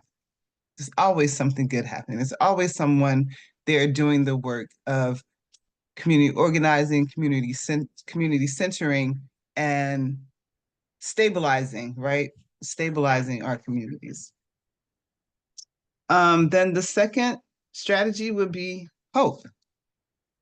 So that hope for me goes back to that idea of leadership, right? We know that we need folks that are willing to step into spaces, and leadership is about bringing up others. So it's my hope that as leaders and people in this, there's a little bit of industrial complex here. Let's not act like there's not, right? We know there's a little bit of that going on here.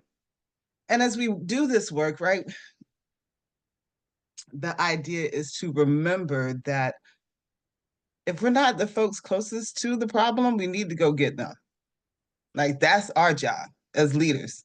We see what's going on. We hear the big stories. We see where the money's coming in. We understand the frameworks that organizations are putting out. We get this academic part of it and how all the things fit together. And at community level, we remain closest to the problem. So as leaders, it is our imperative responsibility to continue to bring that voice to the middle of the conversation. So that's two. And so I wonder if y'all can guess the third one. Love. Yay! Faith, hope, and love. That's right. And what is love? Love is connection. Do we even love us anymore? Like, I remember, I'm old enough to remember, I think that's right.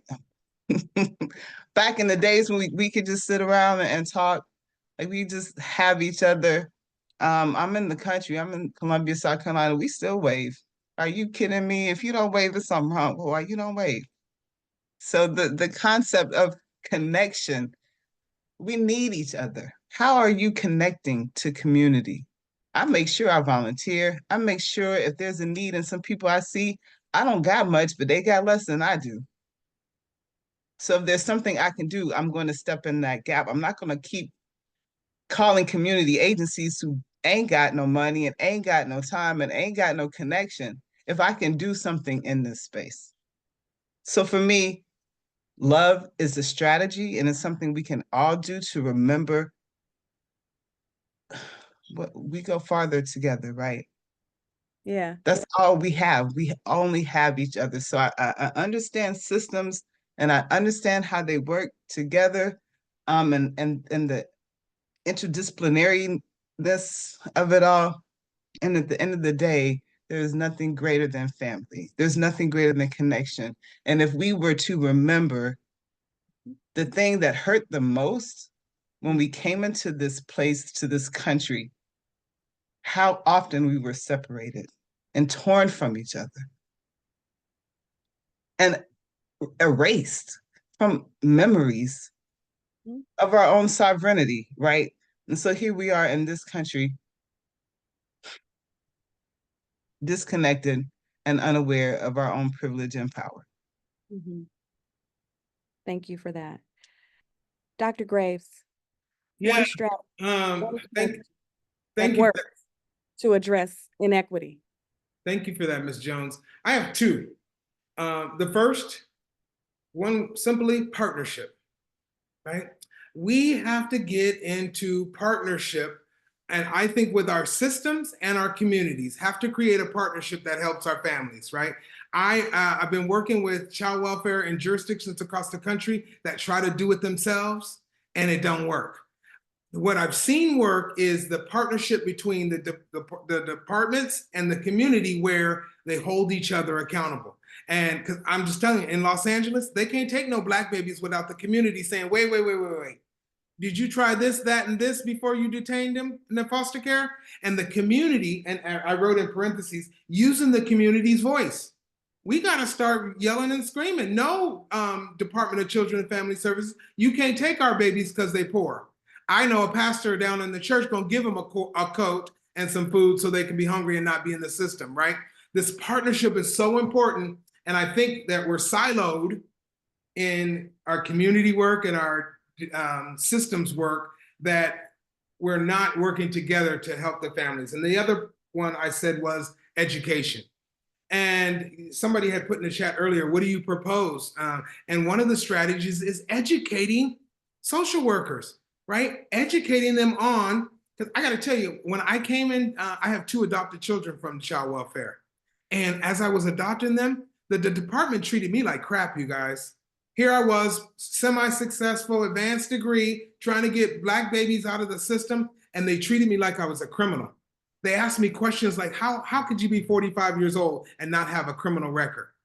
But as a community, yeah, that's verbatim, right? But as a community that we rallied together, and not just me, but some of my colleagues said, you don't get to ask Black professionals that question. And today, I will guarantee it's a little different.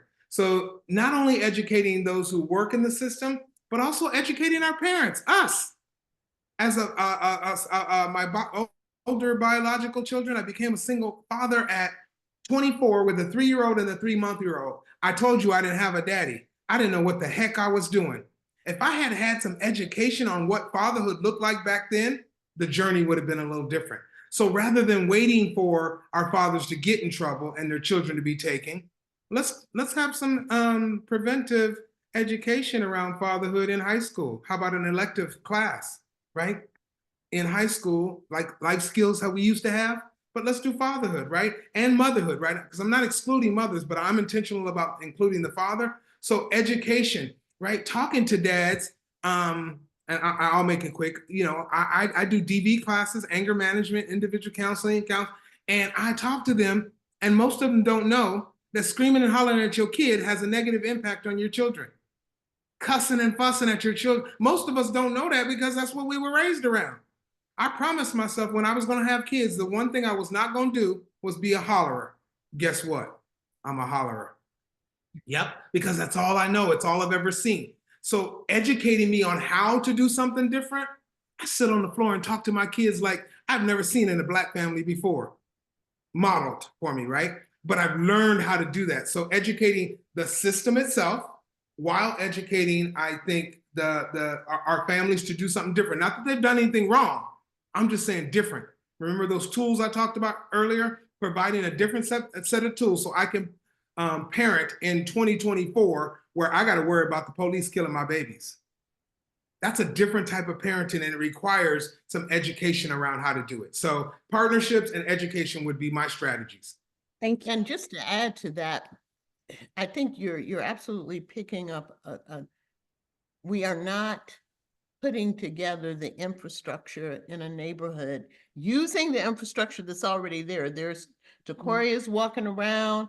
There's people walking around every day who are doing things to support, but we want to give the community infrastructure $2.50 to do that kind of work, as opposed to giving, and I ain't got nothing against providers. We do need some kind, but we give them a whole lot of money, and we are not asking them to take on a big enough swath. If you're going to take care of this kid, can you take care of the adults who come with this kid? Because at the end of the day, and one of the things, I am working on a project in Atlanta and Chicago, both one in West End in Atlanta and one on the west side of Chicago, where we're talking about hubs, places that have historically been in these neighborhoods that people come in and out of day after day, and beginning to gather families in those places and accessing and things that they need, not services and programs that they've been mandated to do, but stuff that when they come in the door, they say, I really could use, and you then put them in connection with that. But that infrastructure, I believe that's the infrastructure that raised me. That's the infrastructure I raised my kids in. But that infrastructure is not being supported and put together in an intentional way.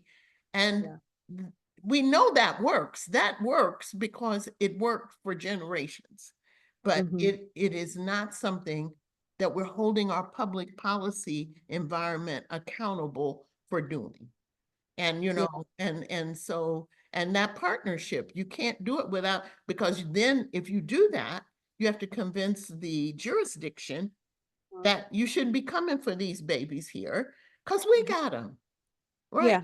We got these right here. We got these kids, and it changes the game, but it works. It's just hard to put in play. but Right. it could be put in play, and we're trying very much to do some pilots to show that we can change what happens in this space Mhm. by creating a hub of people, volunteers, along with natural resources, walking and talking in the neighborhood, Mhm. and Mhm. and suggest that that can come together to keep families from having to ever hear about child welfare. It ought to be something, child welfare, what is that? Right. Because child welfare, we got families and family welfare. Children aren't safe if their parents are not well and safe. We must own the parents. That's the other piece I put in there. We got Yeah. fathers and mothers. We must own the parents, the adults who come with the kids. Yes. Thank you. So we've talked about what works. We've identified what's not working. But for those things that work, how do we do more of that? How do we do more of what works? From your vantage point, what has to happen for us to be able to leave today with an understanding, a call to action on how to spread what works? So I'm going to ask Dr. Graves to go first this Yeah. time. So, and it goes back to what somebody else said earlier, leadership, right? I joined the board of BACW because I know, especially from a system standpoint, we're not going to get this work done if the leaders don't get it, right? So engaging the leadership and in the leaders in the community and the leaders in the systems to understand and hold them accountable, right? Dr. Mitchell, I thought she was kind of giving me a little side dig, y'all, because I got a mouth. And the leadership of the Department of Children and Family Services knows that if you don't do right by these families, the leader of the community is going to make trouble for us, right? I've educated them that we as a community not going to roll over no more, right? So I think we need to support the leaders in both systems in order to make what's working on a smaller scale work on a larger scale. Thank you. Ms. Jones, how do we spread it? That education piece is really what I'm embracing right now. You know, I came into the system as a parent, not because of any other reason besides poverty and lack of connection. And the experience I had, I did not know what I needed to know. So that part of education, and it's not that we should be surprised that we need this. We've been denied each other so long. And so the opportunity, take that opportunity. Every opportunity, if there's something I can encourage, take that opportunity. Step into that space. Say what needs to be said.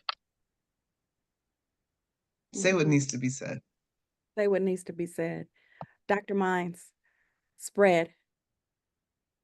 You've identified some things that work. What works for us, you said, doesn't necessarily work for the quote unquote majority culture, right? Mm-hmm. How do we spread what we know works? Sure. So, you know, again, this is from a mental health perspective, but I'm thinking about, I'm going to echo what Ms. Jones said regarding education. I think that that's something that's really important. And I'm thinking about from this perspective is marketing mental health programs to Black college students as an option or high school students. I'm thinking about incorporating Black psychology frameworks in coursework, also offering continuing education, also offering not only people who are in mental health, but also in child welfare, the opportunity and the funds to be able to receive certification in African-centered Black psychology frameworks. I think that the education piece is really important. And then also encouraging providers who potentially people who could be, or people who could be providers who are Black to be involved in this process. Because one of the things that I found is that I'm usually one or a few of the Black providers who are in a place, and that they're mostly white, they're mostly women, and mostly don't have an African-centered Black psychology framework. Thank you. Ms. BJ, how do we spread what we works? I'm How going to do- go back to what I said at the beginning. I know it doesn't feel like a solution, but it is a solution if we took up the political work of changing how the rules and laws dictate what systems do. I mean, if we don't decide to do that in this country, we are going to be, I can't think of a good word, and the word I'm thinking of, I shouldn't say. We're going to be, slaves to a set of laws and practices that don't take up our well-being, that don't take up how we see the world. And so that means legislators, governors, community leaders. Sometimes community leaders, there's so few resources, we don't become a force to be reckoned with. We wind up in a competitive environment where, we're going after the few dollars that are available. How do we become a force for change? How do we get legislators to understand that which they are probably not seeing with the naked eye? How do we bring that to them to change? Because if the rules about how the system's supposed to work don't change, then the system finds itself under scrutiny because it is not obeying the rules. And there are times when the rules have severe limitations about your ability to serve families, and we need them to be challenged. And we can do that work. That is work that could be done. It is mostly not being done, but I suggest that it could be done. I agree. And we've got to go back to one of the things that Ms. Jones said is hope, right? We're here because of hope, because we have not, despite our experiences within the systems and observing systems, we have not thrown up our hands and said there is no hope. We are the hope. We are the ones that we have been waiting for. I thank God for each and every one of you. I thank you for your unique perspectives and your generosity and willingness to tell us what you do, tell us what needs to be done, and tell us a little bit about how to do it. We are ending this particular segment and this panel. I'm going to turn it over to Natalie and Alex, who are going to direct us in our next steps. But the great part is there are some questions that we want to ask all of our panelists. And so the next portion that we're going to is these action-oriented, solution-focused questions that we're going to ask not just you, but your counterparts who were on the first panel. And so again, I thank you. And I ask Natalie and Alex to come back on and direct us about the next portion of this gathering. Great. Thank you so much, Akisiwe, and thank you so much for our second round of panelists for sharing the information. If you haven't had an opportunity, the chat is live. People are responding and sharing strategies and thoughts around a lot of the comments that you've shared. For those of you that shared questions in the chat, we will also be circling back with responses. But we want to continue this dialogue and really kind of open it up for all of our panelists that are with us this afternoon.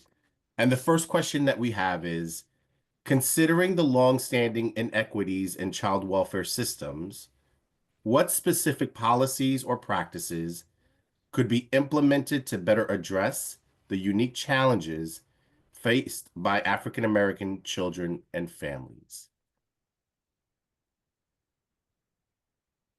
I'll read the question one more time. So considering the longstanding inequities in the child welfare systems, what specific policies or practices could be implemented to better address the unique challenges faced by African American children and families?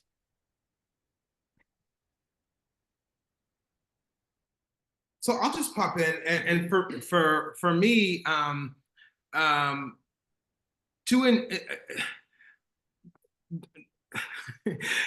Joyce put it like it was at the beginning. These systems are operating the way they were designed.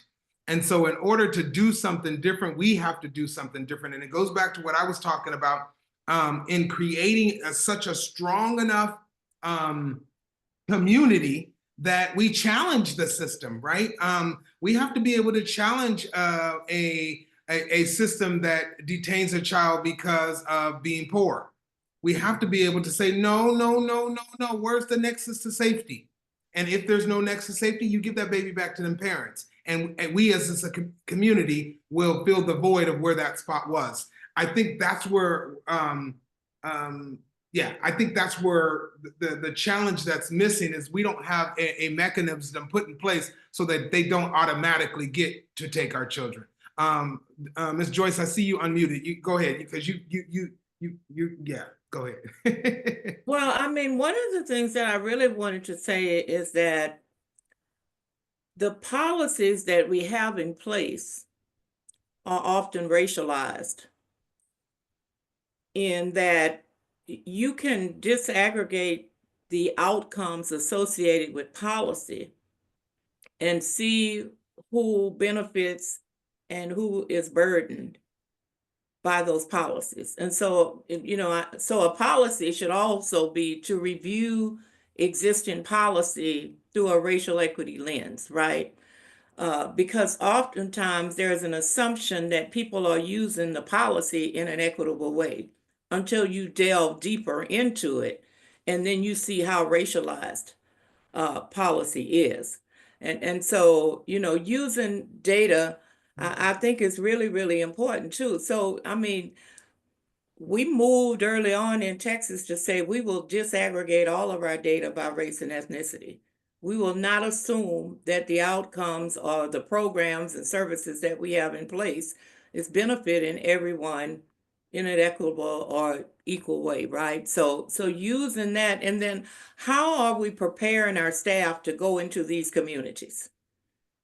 We have to have something embedded in the culture of the institution that examines the attitudes and assumptions that we bring to our work, and that creates an examination of that before we are sent into communities afraid of the people who live there, right? With all of these negative assumptions that we apply to all of the people that live there. And I always say, this message is not about minimizing safety, but it's about how we have characterized in particular poor Black communities, so that you don't even have to live in the community to carry the stigma. You just need to look like the people that live in the community to carry the same stigma. And so we have to change the lens through which our staff and even our leaders are working in a way in which we help hold those socialized beliefs in place. And when that's all we have to operate out of, that's all we have.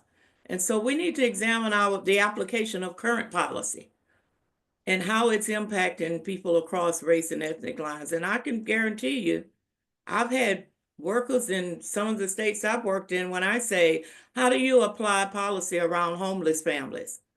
And they will say, well, it depends on the race of the family.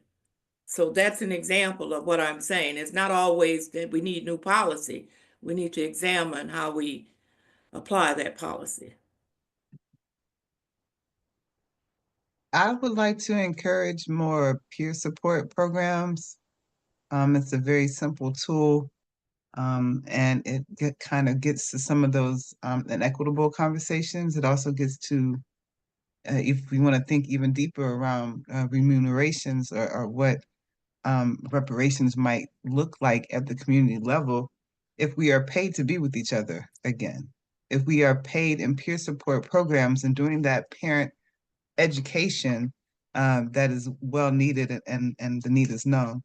So just thinking about increasing peer programming and bringing money closer to community. A lot of times in writing grants, it's more about, can you have the money already and can you match this? And no, we can't, period. That it can't happen, not where it's most needed. And I have to wait for trickle down, flow through, and people in positions of decision, which is how I prefer to use that phrase instead of power, people in positions of decision, fail to realize that the work is not getting done paying your salaried employees at the community level to do the work because they're not doing the work. The community needs to do that work. So more peer support, more money directly funding community work. That's a re-examination of evidence-based programs that often guide who gets the money, right? And so that really needs to be looked at in terms of how do you support and fund the people who've been doing the work long before the systems ever showed up. Yes, I might insert here. I think there's an opportunity from a budget standpoint to move some of that accountability towards community, and actually allow communities to be thinking about how these resources are used, but then also who folks within these systems answer to, right? So when community and we used to do some work in youth justice, and thinking about how we could close youth prisons and then protect those resources to be invested in community-based alternatives. And in some places, advocating for the savings that were generated by closing youth prisons and then having community boards that could actually decide. And they were members of the community that were thinking about where those resources went, as opposed to lawmakers or, even worse, law enforcement prosecutors trying to make those decisions when they have a clear investment in maintaining a system that pays their salary. So I think it's also about how can we use some of these budget mechanisms and bring resources from the state into community where they'll have I think a much stronger sense and understanding of what's needed. I'd like to interject. I think it's critical that we invest in the communities and urgently, but I also think we need to, in light of what's happening, we need to proactively figure out how to organize and reach out to those at federal and state legislating houses and figure out who our friends are, figure out who's going to stand up, because all of this is going to impact my my research. And so I feel afraid that my research is going to be stymied and that I won't be able to talk about these things in the same way and have an impact. And I feel like we're going to need to lobby at those legislative levels, like urgently, and figure out who can stand up for this work as policies change. Yeah, because a lot of those legislators live in the communities who most need, or they represent the communities who most need this to change. But oftentimes there isn't an organized way from a ground game point of view to go and to pull those folks together and have them operate internal to that system they're in, because the legislature is a system. But how do they make stuff happen inside their own system on behalf of these issues that have been raised by the communities you represent? That is work. Maybe we need to learn how to do it. And maybe that's one thing that could be done, is who can teach us to do that and get it done effectively? I don't know. So what happens is we wind up going in onesies and twosies, and it doesn't have the force that it needs to drive a major change. And we're also dealing with a good bit of that gerrymandering geography. I think if we could just put it like that, and the evidence of what we've seen in this past couple weeks, I can't even say the E word. Can't even say it. So I'm just considering that when we consider how to find our legislative co-conspirators, I suppose. Yeah. You all have given us some great strategies. I'm going to ask you the next question, and whoever feels compelled to answer, feel free to bring yourself off of mute. But how can we overcome systemic barriers to ensure these solutions are sustainable and equitable? Like, I feel like we constantly are like re-hitting the restart button. So what say you? How do we do that? If I might, because I spoke about how we started to create a culture and then it got dismantled.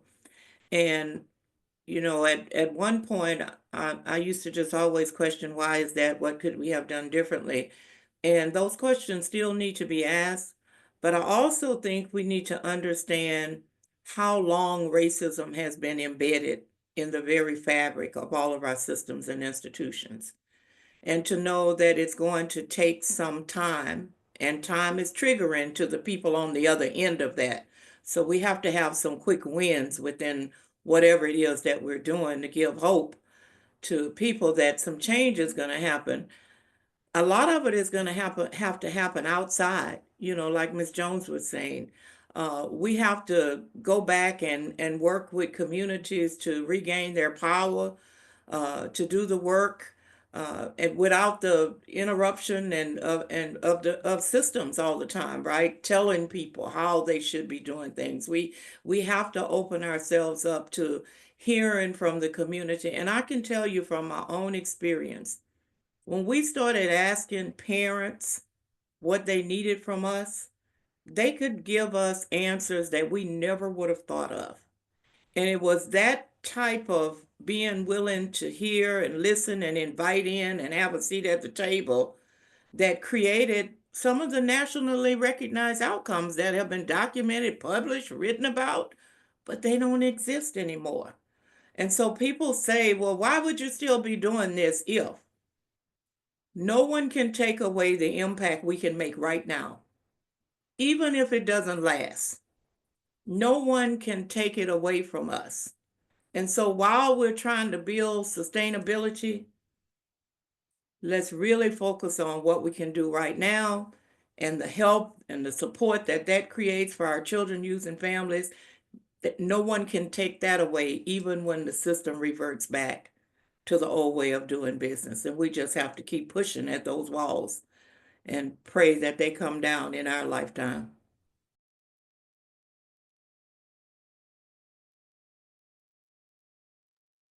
Any other thoughts? So from a mental health perspective, I think about, you know, I'm going to reiterate something that I said earlier, you know, finding some co-conspirators in this process, right? So I'm thinking about, and I'm kind of pushing the Association of Black Psychologists because it's one of the associations I'm a part of, and they're doing amazing work. And I think them in partnership with some child welfare serving organizations, and then, you know, maybe building some relationships with other places like the APA in terms of mental health, because the APA did, you know, issue this long apology about their role in systemic racism in 2021, and they've created this whole platform about addressing this through resources and supports, you know, getting those people on board as well to help push our agendas forward instead of working in siloed ways.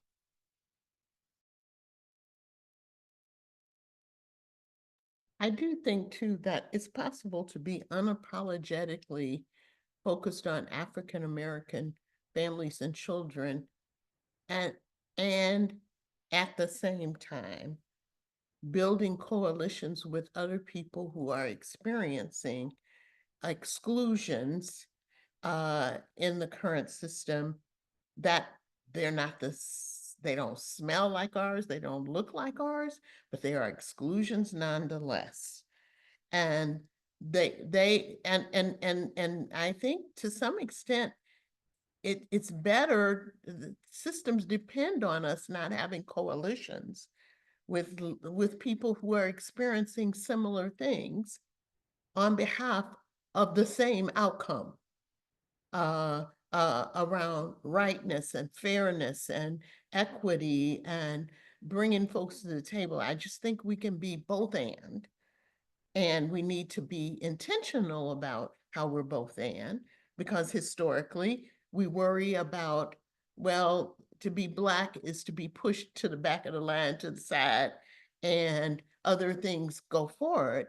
But I do think that coalitions with folks who are experiencing a variety of exclusions, and the E word you can't say, Tokoria, but in this current environment, I suspect we're going to need to think about how we bring a specific agenda to a broader group of people. I suspect.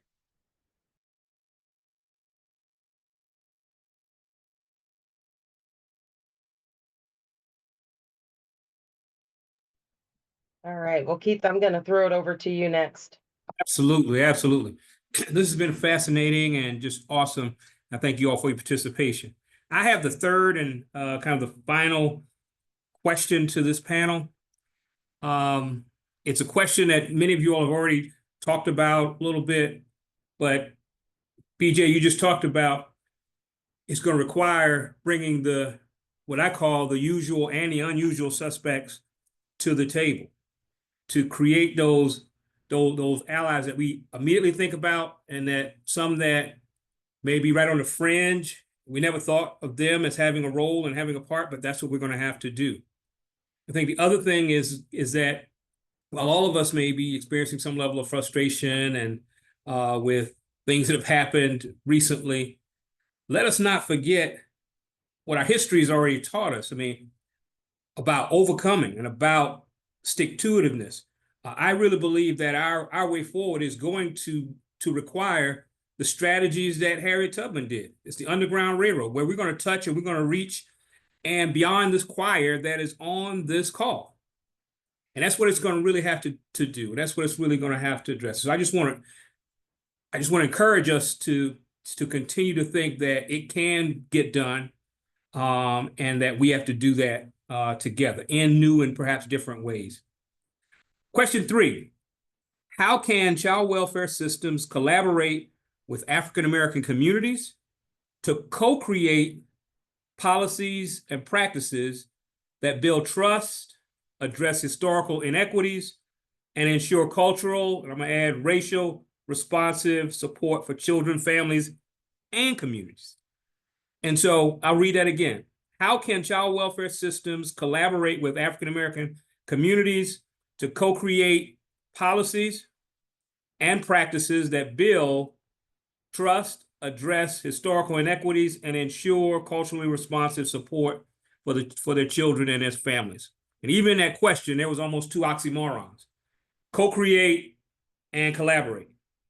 So I throw that to this team and ask you, how do we do that? How is that done? How do child welfare systems collaborate with African-American communities, and how do they do it in a manner where it's done through co-creation?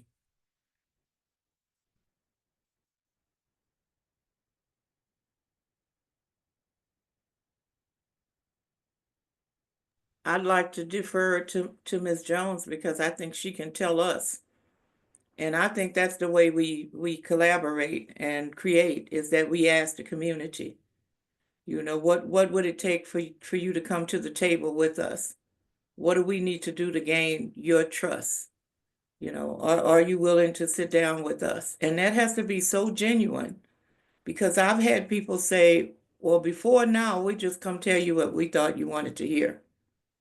But then when they really felt like it was a genuine invite, again, I repeat, we heard things that reshaped our thinking and our practice and how we worked that we never would have thought of had we not operated in that way. And so I know Ms. Jones can tell us what we, and when I say we, I mean systems, what systems can do, leaders can do to create the kind of relationships that brings about some mutual accountability. With the utmost respect, Sister James, I accept that responsibility. And I will share that it is definitely leaning into community. It is definitely also recognizing that those closest to the problem in child welfare, that thing hurts. It hurts. There's so much pain. There's so much agony. And as our mental health expert, Dr. Mons reminds us, we need constant healing spaces. We need constant access to a better way. And so having that conversation in community, listening to the experts, making space for that healing, because it is hard and we lose life. We lose life in this context next to these systems. So we need to be able to access that better way. We need to be able to have the space around us to do so, the environment that is conducive to that effort. The playground is next to the trash can in the community.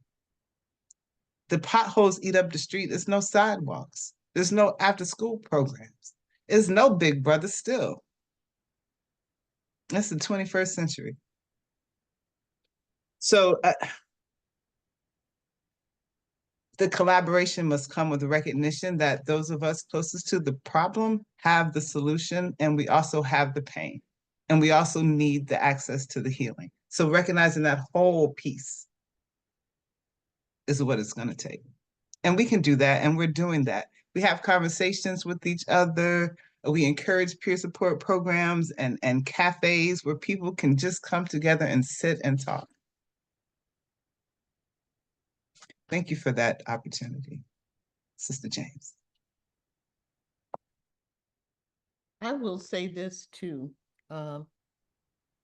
just the one thing that communities, and I've always lived deeply in the community, no matter what my profession was. The one thing community has get used to from government in Black communities in particularly is not delivering for them. Not delivering. So people stop asking you when they feel like you won't deliver. So you have to, I found that I needed to be in the community. I needed to put my feet in the community. I live in the community. I delivered. Sometimes it was small things, but the delivery changes the dynamic, changes how people view what you could do, and then people start asking for stuff that they need to do what they need to do from their perspective. And so for me, that's a big reason why now I focus a lot on leadership. Who are public sector leaders of all sorts need a different mindset, and that they're here to deliver for the people. And that calls for you leaving wherever you are to enter the space, to be in personal relationship enough with community to hear. I don't know that there is no center for public sector leadership. There is no such animal out there. No such animal that prepares people for a different way of being public sector leaders. There are lots of places where leaders come from in terms of academics and other kind of programs, but maybe that's another thing we need to do, is focus on building a swath of leaders who we can depend on to deliver. Great. Thank you.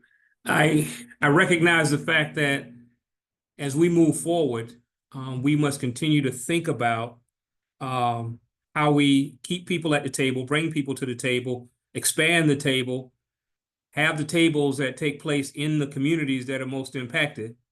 And I've always said we should never have another needs assessment. We should now have gift assessments. There are gifts in every community. And if we really start there, we then can start from a strength and an asset point. So I want to thank you all for your contributions as we move toward looking at the so what and looking at the next way forward. And so I yield back to Alex and Natalie, and as they transition us to looking at what that call will look like. So it's actually me, Keith. I'm gonna bring us home. And I just want to say, wow, what an incredible day of learning and reflection and strategizing on behalf of Black children, families, and communities.